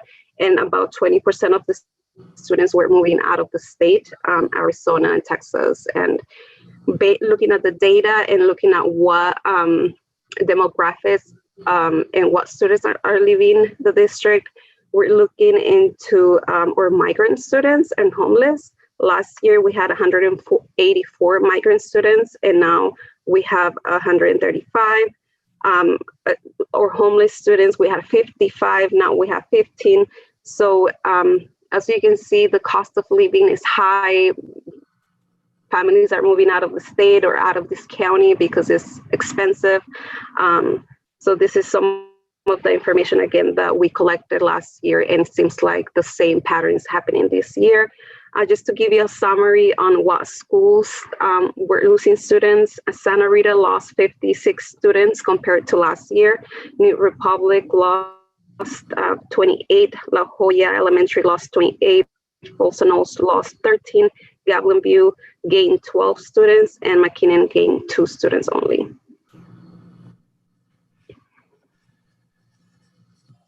So this is our overall Fund 1, restricted and unrestricted. So what I usually do is put the most recent budget that was board approved, which is the July 1st. And then we have the 45 budget revision. So if you remember in the 45 budget revision, the only item that we came back and revised was the calculator or the LCFF revenue, because during the July 1st, it was before the governor adopted the budget, and we were looking into a 10% cut in revenue. But then once the governor adopted the budget, they actually said, you know what, you're not going to get a 10% reduction. You're actually going to get cash deferrals. So that's why we have to do the 45 budget revision. But looking at the 45 budget revision and comparing it to our first interim, putting it by side to side and looking at the difference, as you can see, our LCFF revenue, we have a slight decrease. This is because of enrollment is down. And just a reminder, we are getting funded on 1920 ADA because this year we are on decline enrollment. As you can see on the federal revenue and other state revenue, we have a total of $3.8 million. This is the $3.8 million that we receive for learning mitigation loss. And as well as the revenue, we're having less revenue because, like I said, we don't rent the facilities no more, and we're not collecting that local revenue that we would usually do in a normal year. In the expenses, as you can see overall on the salaries, it is an increase, but then on the benefits is a decrease, which is not normally what would happen. Usually when salaries go up, benefits go up, but we have a very special year this year. So what happened is that at the end of 1920, we had about 10 certificated employees who decided to retire. So that created a savings in the district on the salaries because you're hiring new teachers. And then at the same time, when we got the COVID-19 funds, we increased the overtime and also the extra hours for all those tutorial services. So you see salaries increasing. The benefits overall, there's a savings because it is the same employees providing those extra hours, so not paying extra health and welfare and benefits to employees. So that's why it looks kind of not normal that our salaries are increasing for those employees that are working overtime and getting those stipends for providing the extra services. But again, in the benefit line, there is a savings because we're not hiring new employees. It's just the same employees, so we don't have to pay health benefits on that. And then you see the huge increase on expenses for books and supplies and other services. I do have a list on the items that we've been on the services that we've been providing and some of the things that we've been spending for the COVID-19 funds. So just to give you an idea, we've been purchasing, of course, cleaning supplies for our district and all of our sites, PPE equipment, the temperature check machines that we use at the entrance. We've been paying overtime for cafeteria department with the specific COVID-19 funds. We also had or are in the process of getting an IT upgrade from a 2G to a 5G. And we purchased other IT equipment such as Chromebooks, new apps for students as well, and also services for special ed. We're paying our childcare services. As you know, we have different school sites that are providing childcare services, so that's where we're getting the funds from. We also allocated money to help out the cafeteria fund and also the MOT as well on essential items due to COVID-19. We're also paying a $35 stipend that we usually pay per month for all the employees classified or certified that need to work from home. It's an internet stipend. And if they need to work from home due to health reasons, it is part of the MOU that, the unions agree on, and I know the board approve on. And we also have already in the budget a coming up stipend for essential workers, for classified employees, for $500 per employee. That was already approved on past meetings, so it's already there, reflected in the budget.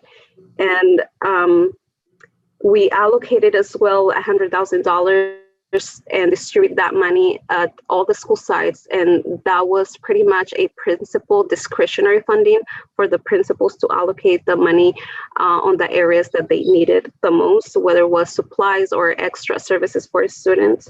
And that money is going to be spent out throughout the year. That's not within the due date of December 31st. So that's just some of the items that we've been using for those COVID-19 funds. And like I mentioned before, $3.5 million need to be spent out by December. And then the other $500,000, we can use it throughout the year. So that's why you see a big increase, because on July 1st, we didn't have that money. And then the state came back later and say, here's your one-time funding. At the very bottom on the transfers out, you see a big increase of now, before it was about $341,000, now it's $1 million, because and I'm going to talk more about it, it is the support for the cafeteria fund that now we have a bigger contribution because the revenue was reduced. So I'll provide more details on that. But as you can see now, when looking at the overall budget for the first interim, or revenues and our expenditures after the transfers out, it's in balance for now as of today. And it will change. It's going to look different on our next report. So this is just an overview on our overall revenue. As you can see, usually our LCFF is about 80% of our revenue, but now because of COVID-19, we see a little bit more of state and federal funding, a little bit less on local revenue, and a little bit less on LCFF resources, which is now 77%. And this is an overall for expenditures. As you know, most of our expenditures are for staff, salaries, and benefits. If we would look at a chart here just for the unrestricted, we're still maintaining our overall expenditures of unrestricted salaries and benefits for employees at 82%. So when you look at the multi-year projection, just to put everything in a summary, for this current year, 2020-2021, as you can see, our revenue equals our expenditures, and we were able to eliminate the deficit spending that we had on July 1st.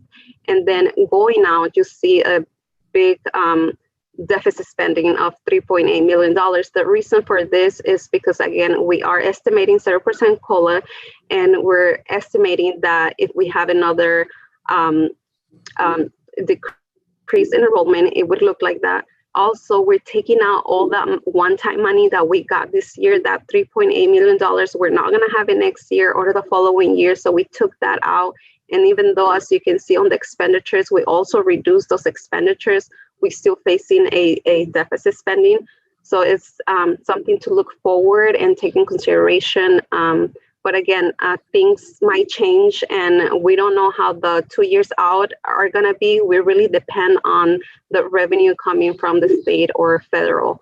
So if we get more revenue, of course, our numbers are going to be looking different.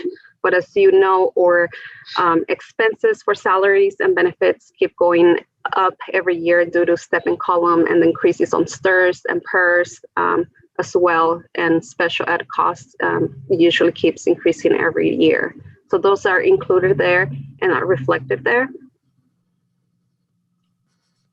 This is our child development. This is for our preschool fund.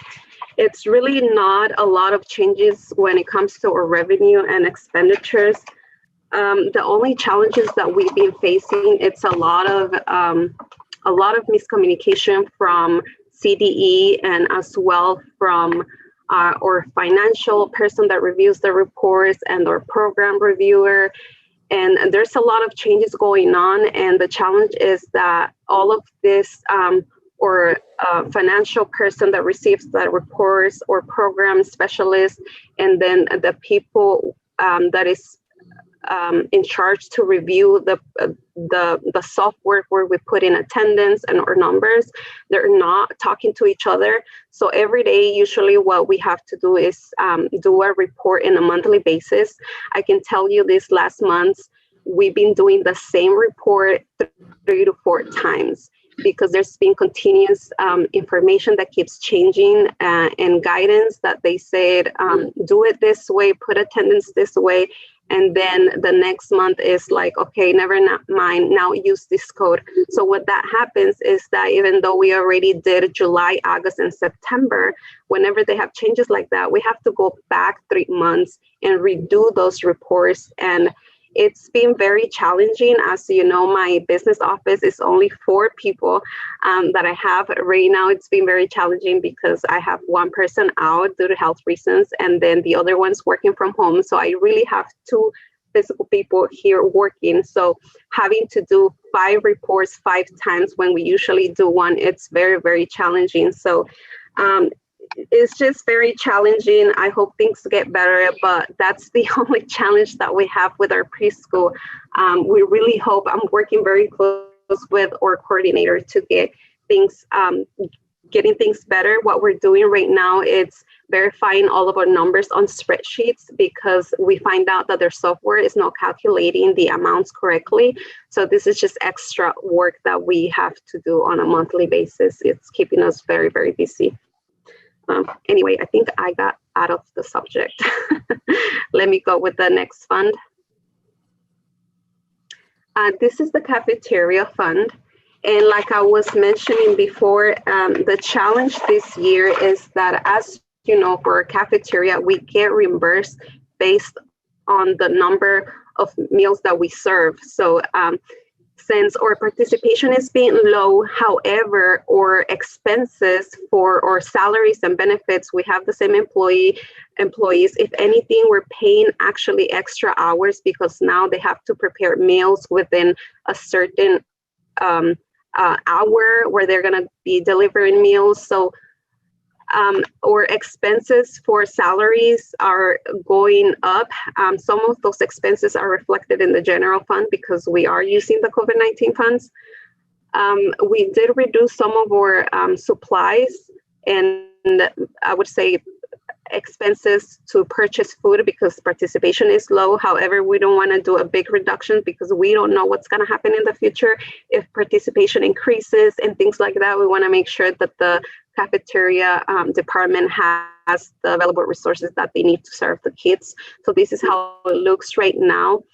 In regards to their local revenue, as you know, this is one of the departments that was really involved on doing catering services. They were doing, they were selling lunches to students and teachers when they were usually on a normal year. So all these sales that they used to do and snacks that they used to do, they don't have them no more. So that's why the local revenue decreased by $86,000. And as you see, the federal and state also decreased because of participation. At the very end of the fund, you're gonna see the difference between the July 1st and the first interim. There's an increase of $700,000 on the transfers in from the general fund because, like I said, they're getting less revenue and the expenses on their salaries are about the same. So we are looking forward to help out and support this fund from our general Fund 01 and also from our COVID-19 funds. This is our deferred revenue fund. This is, I'm not going to go in much in very detail because I know you just approved the plan that Mr. Sandoval brought to you about 2 board meetings ago. Pretty much is for facilities maintenance. As you know, it is the restricted funds that the board restricted to be used on facilities. He's doing things like helping out with the fire and alarm and HVAC replacement, and they're doing some facility upgrades. So pretty much what we did is take on the plan that the board approved on the last 2 board meetings, I believe, and align it with their budget, and that's why there's a difference there. For the Fund 25, that's our developers fees. That's the money that we receive when there's construction around this area. For right now, we haven't received any money for that. There's a beginning balance rolling over from last year for $143,000, and there's no activity on the fund, on this fund so far. The Fund 35, that's the fund that we talk about. That's where we received the $3.5 million one-time grant for hardship. And it is to be used for facility for the S. Sobrano plan. And on the Fund 45, there's really no activity. There's a carrying forward balance of, I believe it was 66,000. You can see the last number. My PowerPoint is cutting off. And the last forms, you're pretty familiar by now. We have Form A, which is the ADA. The Form Cash is really important this year because it's looking and taking in consideration how much cash we have in hand and if we're going to be able to meet our obligations and, you know, process payroll due to the cash deferrals. So the good news is that there's 2 things happening. We end up with more ending fund balance based on the last projection that we had. We now have $17 million. So that definitely helps out with our cash deferrals, and also the cash deferrals that we're getting from February through June. At the beginning, it was thought that they were gonna defer all the amount, and now we're seeing that it's only a percentage. So for example, in February, they're only gonna defer 50% of that apportionment. If you wanna see every single detail, there is the cash form per month. And on that form, you can see exactly the payments that we're gonna be getting every month and the payments that we already received through October, and all of our expenses like payroll and AP and things like that. At the very last line, you're going to see our ending fund or ending cash balance, and pretty much what the county is looking for, what the state is looking for. Make sure that we don't go negative on that line. And we're not going to go negative. So that's the good news. We're not going to need a loan for this year because, like I said, there was some changes. We end up with more reserves compared to the last report that I brought to you. So that's on the positive note as well. We don't have to worry about getting a loan this year. The Form SIA represents just the interfund transfers. So you're going to see the transfer from the general fund supporting the cafeteria fund, and then the transfer from the general fund supporting the child development for those parent fees that are supported from the LCAP. The Contrarian Standards is pretty much looking at all of your budget and looking at the difference between the July 1st and the first interim. And then if there's any issue or any big difference, it's going to ask me to put in an explanation.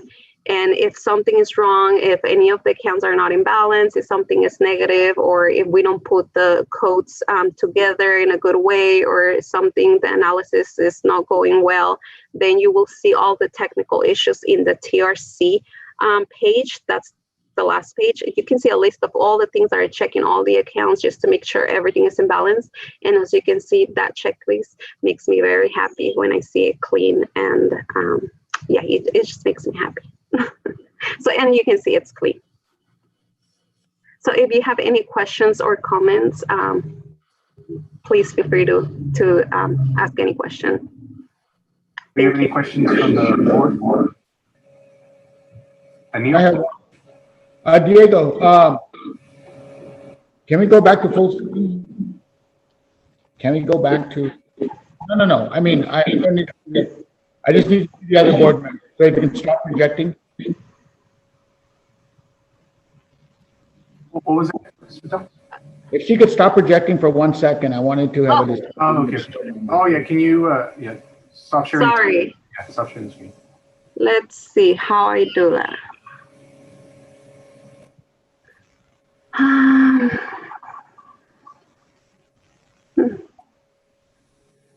Okay, there we go. Okay, thank you. So I jotted down some notes when I look at the budget, and 2 of them, well, the first one is, as far, Rosa, I just One thing that has served this district well is that we've always been very conservative in our assumptions as well as our estimates when it comes to our budget planning. So I want to give you kudos on that, and I want you to continue to do that. That has served this district well, especially in these difficult times where we have a reserve that we can deal with various issues with. So, I commend you on that. And hopefully we'll continue with that conservative path into the future. Regarding the enrollment issue, I think the enrollment issue is a short-term issue.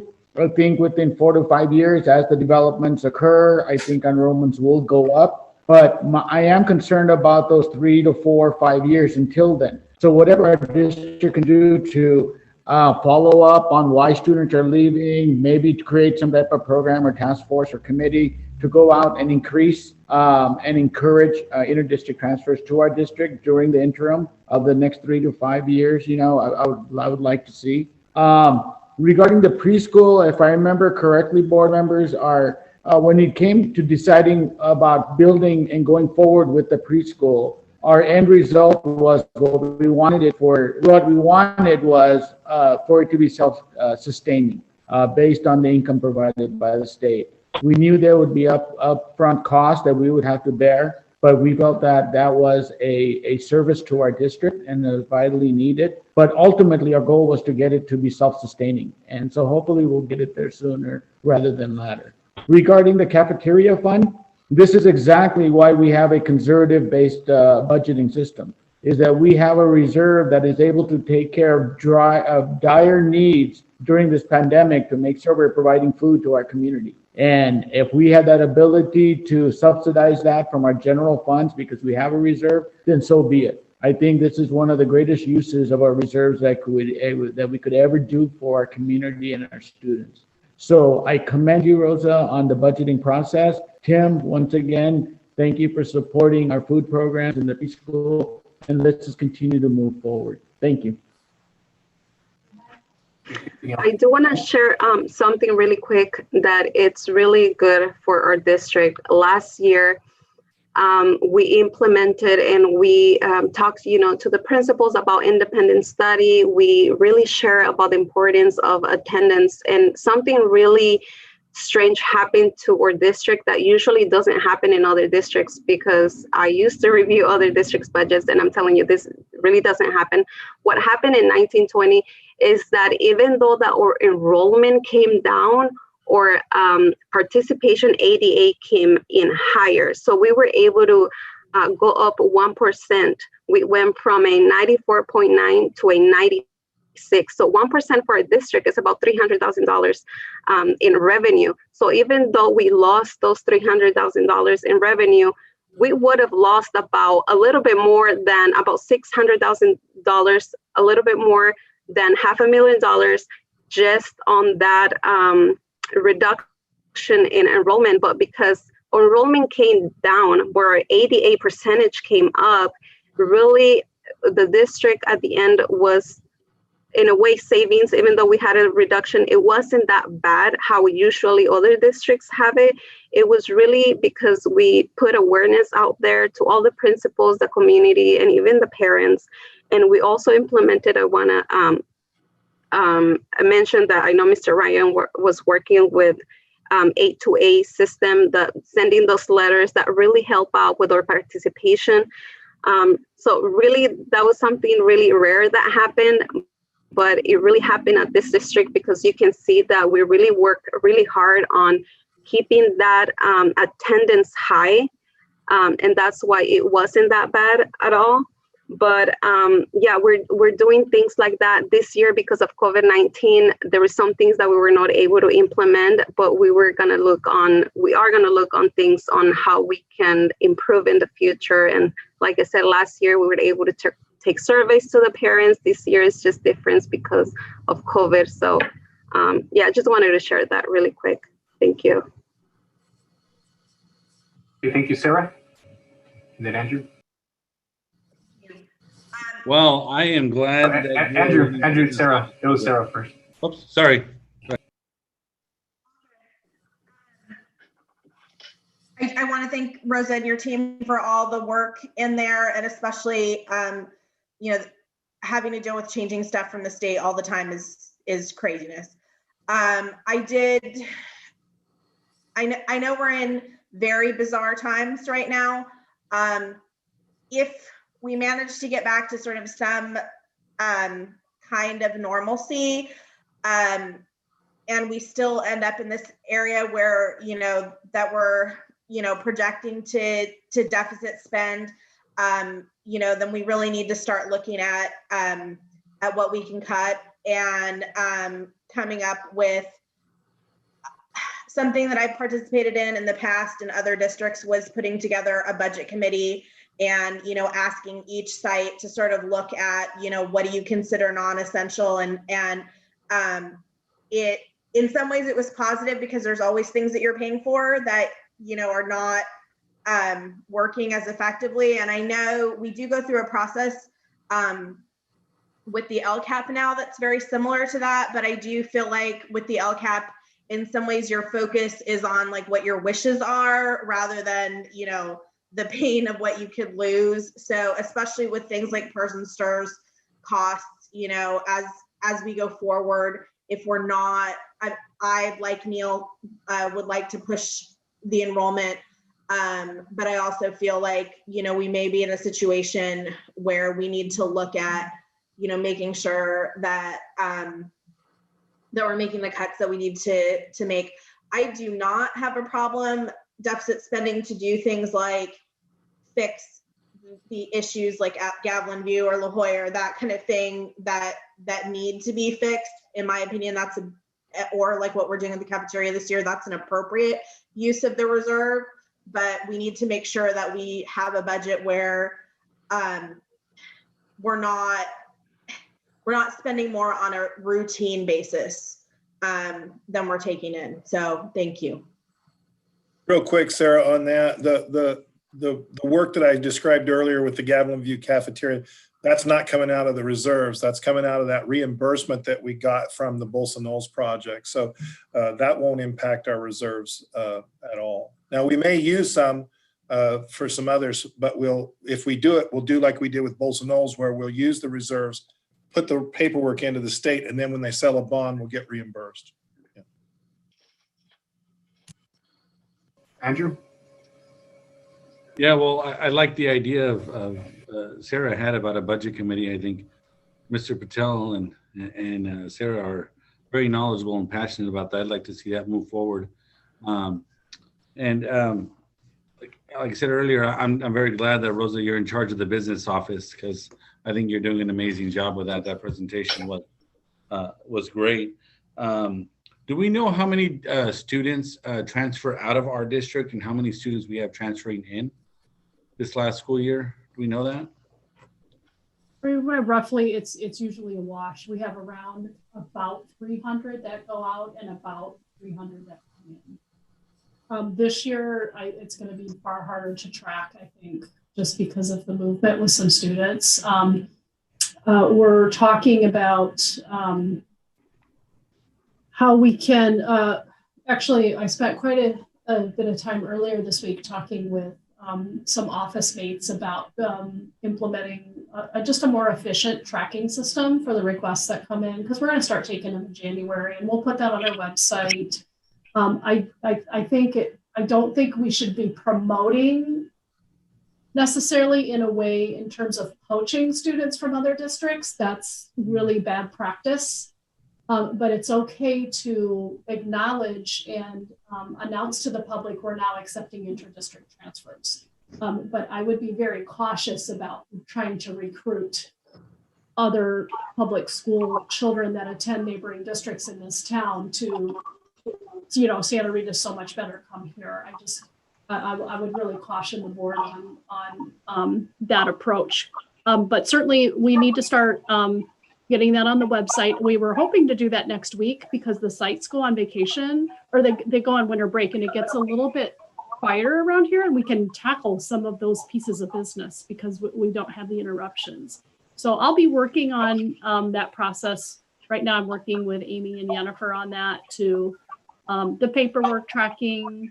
Pretty much if someone comes in, we're trying to process it, as quickly as possible. Last year, COVID happened right in the thick of things of processing interdistrict transfers. So this year, we're just going to anticipate COVID's happening, right? I'm just embracing that every day, that I cannot control my workday at all. And this is just a reality. And so rather than try to fight and be organized and, you know, get anxious about things not being structured and the way that I like them, I'm just embracing the randomness of every day and then addressing each issue as it comes up. So we'll start taking interdistrict transfers after winter break. We're going to put that on the website, you know, that we're now accepting them.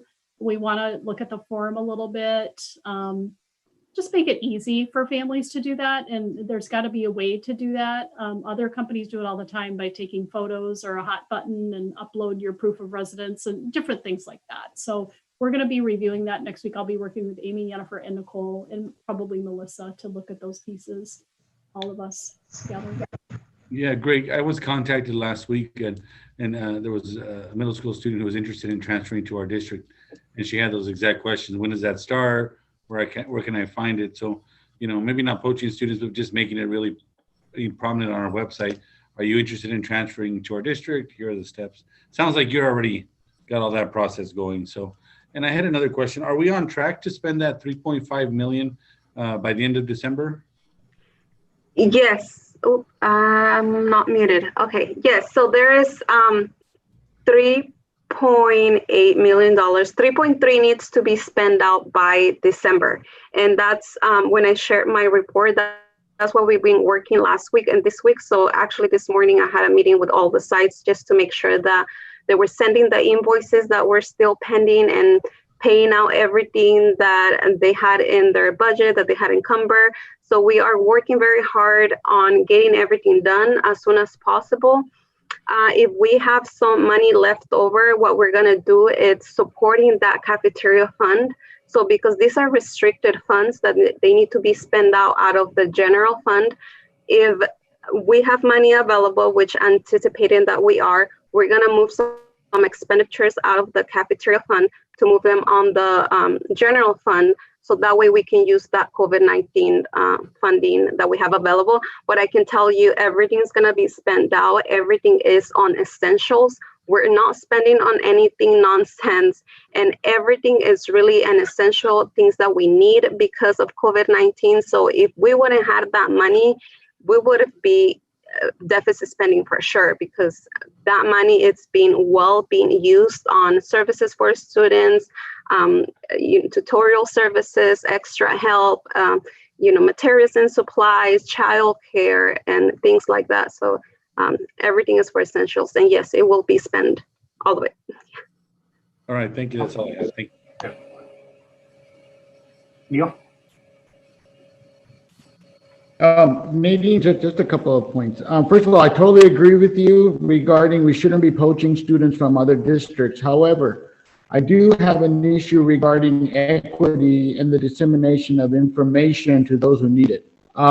In affluent districts and affluent areas, the word of mouth, people knowing how to fill out the paperwork, not having language barriers, having somebody and not needing somebody to hold their hand, if you will, to go through the process.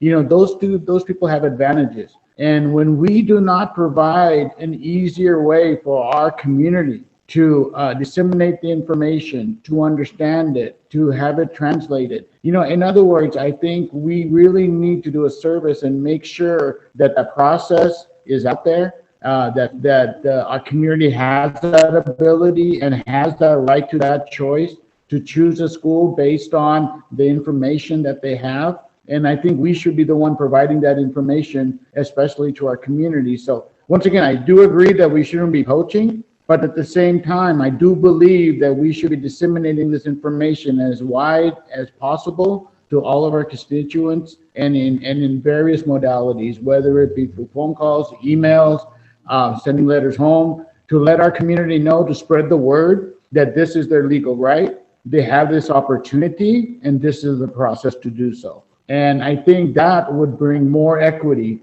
to the situation rather than not getting that information out, and then you have a situation of the haves and the have-nots. Those who have the knowledge on how to do it, and those who never got a chance to even try. Thank you. And once again, I agree, we shouldn't be poaching, but I think there is a major issue regarding the dissemination of that information to those who need it. That's it. Okay.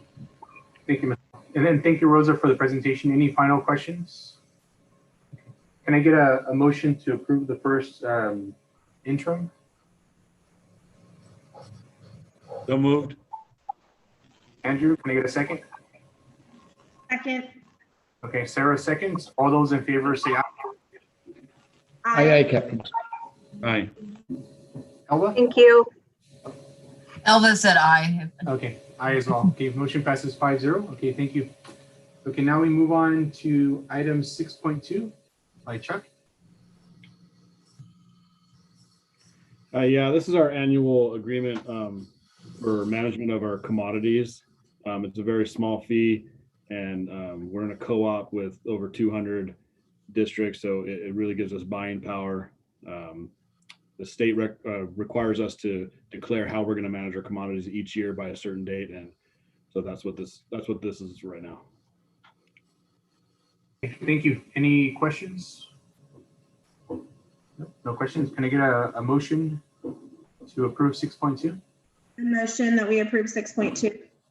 A motion by Sarah. Can I get a second? Second.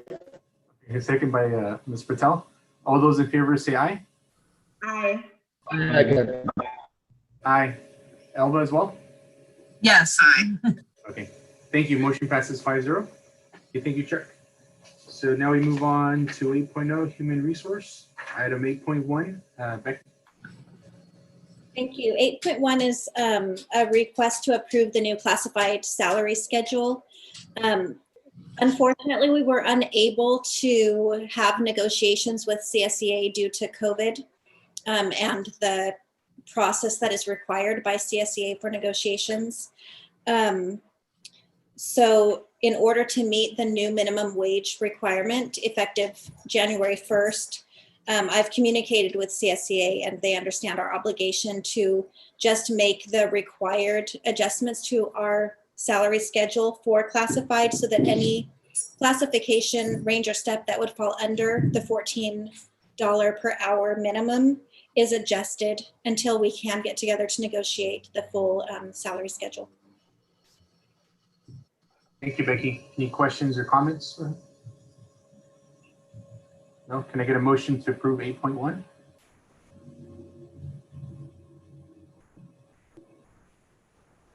So motion. Mr. Bertel motions. Can I get a second? Second. Okay. Ms. Turner seconds. All those in favor say aye. Aye, Captain. Aye. And then Elba as well? Yeah, she said aye. If you didn't. Okay. Thank you. Motion passes 5-0. Thank you, Becky. And then now we'll move on to 8.2. The next item is for your consideration of a request for an unpaid leave of absence by a certificated employee in our district. This employee's leave allowances for the current year terminate in February, and so the request is for an unpaid leave of absence from that date in February through the end of this school year. Okay, this was brought up as well. If there's any questions before we do the motion, please let me know. If not, can I get a motion approved by Andrew. Can I get a second? Second. Okay, second by Ms. Turner. All those in favor say aye. Aye. Aye. And then Nicole, how about Elba? Yeah, she said aye. Okay. Motion passes 5-0. Okay, now we move on to 8.3. The next item is also for your consideration of approval for a request for unpaid leave of absence for the same employee, number 141786, for an unpaid leave of absence for the next school year, August 2021 through May of 2022. Okay, to move the process along, if there's no questions, since we can discuss it, can I get a motion to approve? I move to approve. Okay, Andrew motions to approve. Can I get a second? Second. Okay, Sarah seconds. All those in favor say aye. Aye, Captain. Aye. Aye, aye. And then Elba? Yes. Yes. Okay, motion passes 5-0. Okay, thank you, Becky. And one more for you, 8.4. My next item is an informational item. Annually, I am required to bring to you a statement from our Risk Management Authority, MIRMA, confirming that our district is in compliance with workers' compensation requirement under Education Code 42141. And as part of this JPA, we are in compliance with the Ed Code. Thank you. Any questions? It's no motion required, but just an informational item. So if there's any questions for her. No questions? Okay, thank you, Becky. So we'll move on to 9.0 educational services, 9.1. Ms. Haldeman. One final item for you tonight. Sorry about having a bunch of them. This is an action item. We have a current agreement in place with CSUMB for interns, but there has been a change in legislation for how we compensate our teacher induction mentors. And so this amended agreement with CSUMB will allow us to continue our partnership and compensate cooperating teachers and induction mentors in the program. Any questions? Can I get a motion? So motion. Ms. Patel motions. Can I get a second? Second. Okay, second by Ms. Turner. All those in favor say aye. Aye. Aye. Aye, Captain. Aye. And then Elba? She said aye. Okay, motion passes 5-0. Okay, thank you, Becky. So I think now that let's move on to 9.0, correct? So, Ms. Alderman? This is our budget overview for parents for our LCFF. I probably should have presented this right after Rosa did her first interim report. We put many of these numbers together. This document is something that came out with the traditional LCAP before, where it's a visual of sort of how our overall pie chart is divided up. For our parents to more easily understand the different areas that we do our district funding with. I'm going to share my screen really quickly. Hopefully I can sort out how to do that, because I'm actually one of the presenters, so it makes it really interesting.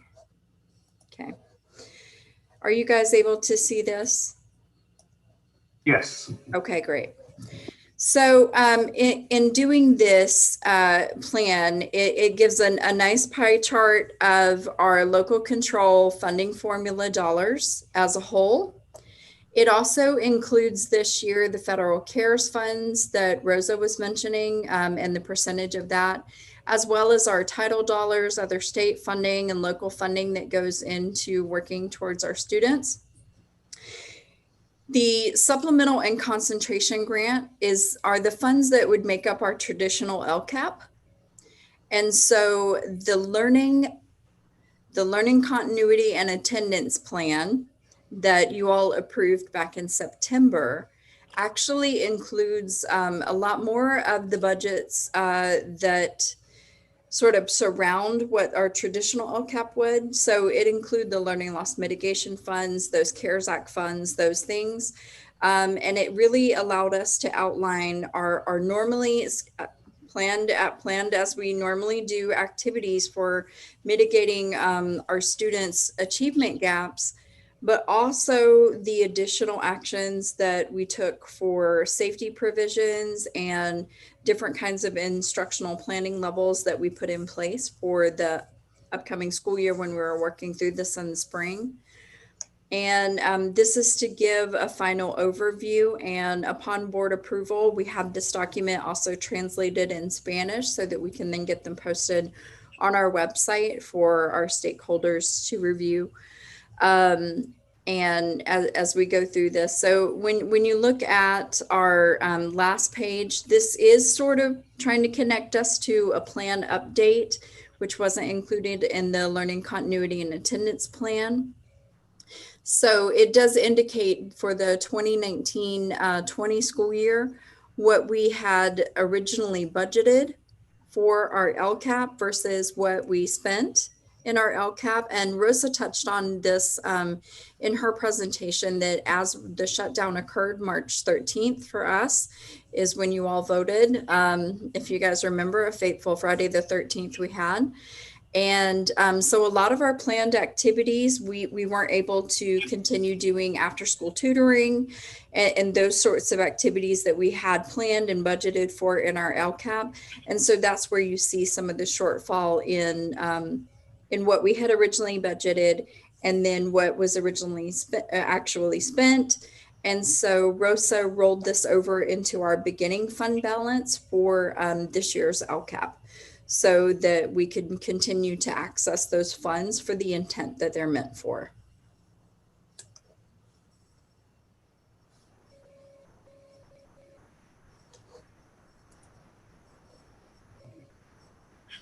Any questions from the board? No questions? Okay.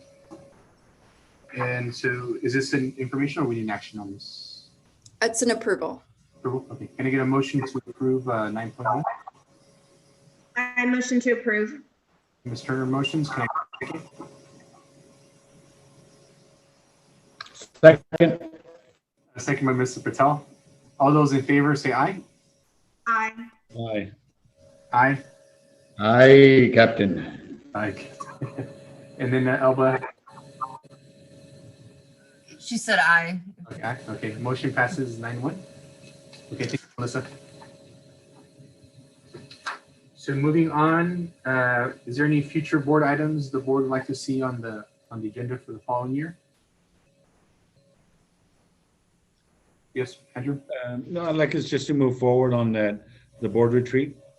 And then can we possibly discuss, or I'm not sure if this is just an administrative decision, possibly allowing the public to make public comment on Zoom. I think it might have a better impact, and continuing the email public comments as well. We've put it on the agenda for the next meeting. And so I'll be sending out an email, and then if you guys can think of a couple of dates, the first 2 weeks of February that you guys are available, if you guys can email it to him, and then we'll try to solidify some dates for the retreat as well. All right, thank you, everybody. The next board meeting is January 13th. So hope everybody stays safe in the holidays, and Happy New Year. And hopefully next year will be a start to a better year for everybody across the world. Exactly. And can I get a motion to adjourn at 8:16? I motion to adjourn. I second. Andrew seconds. All those in favor say aye. Aye. Aye. Aye. And Elba? Yes, she said aye. Great. Thank you, everybody, and take care and be safe.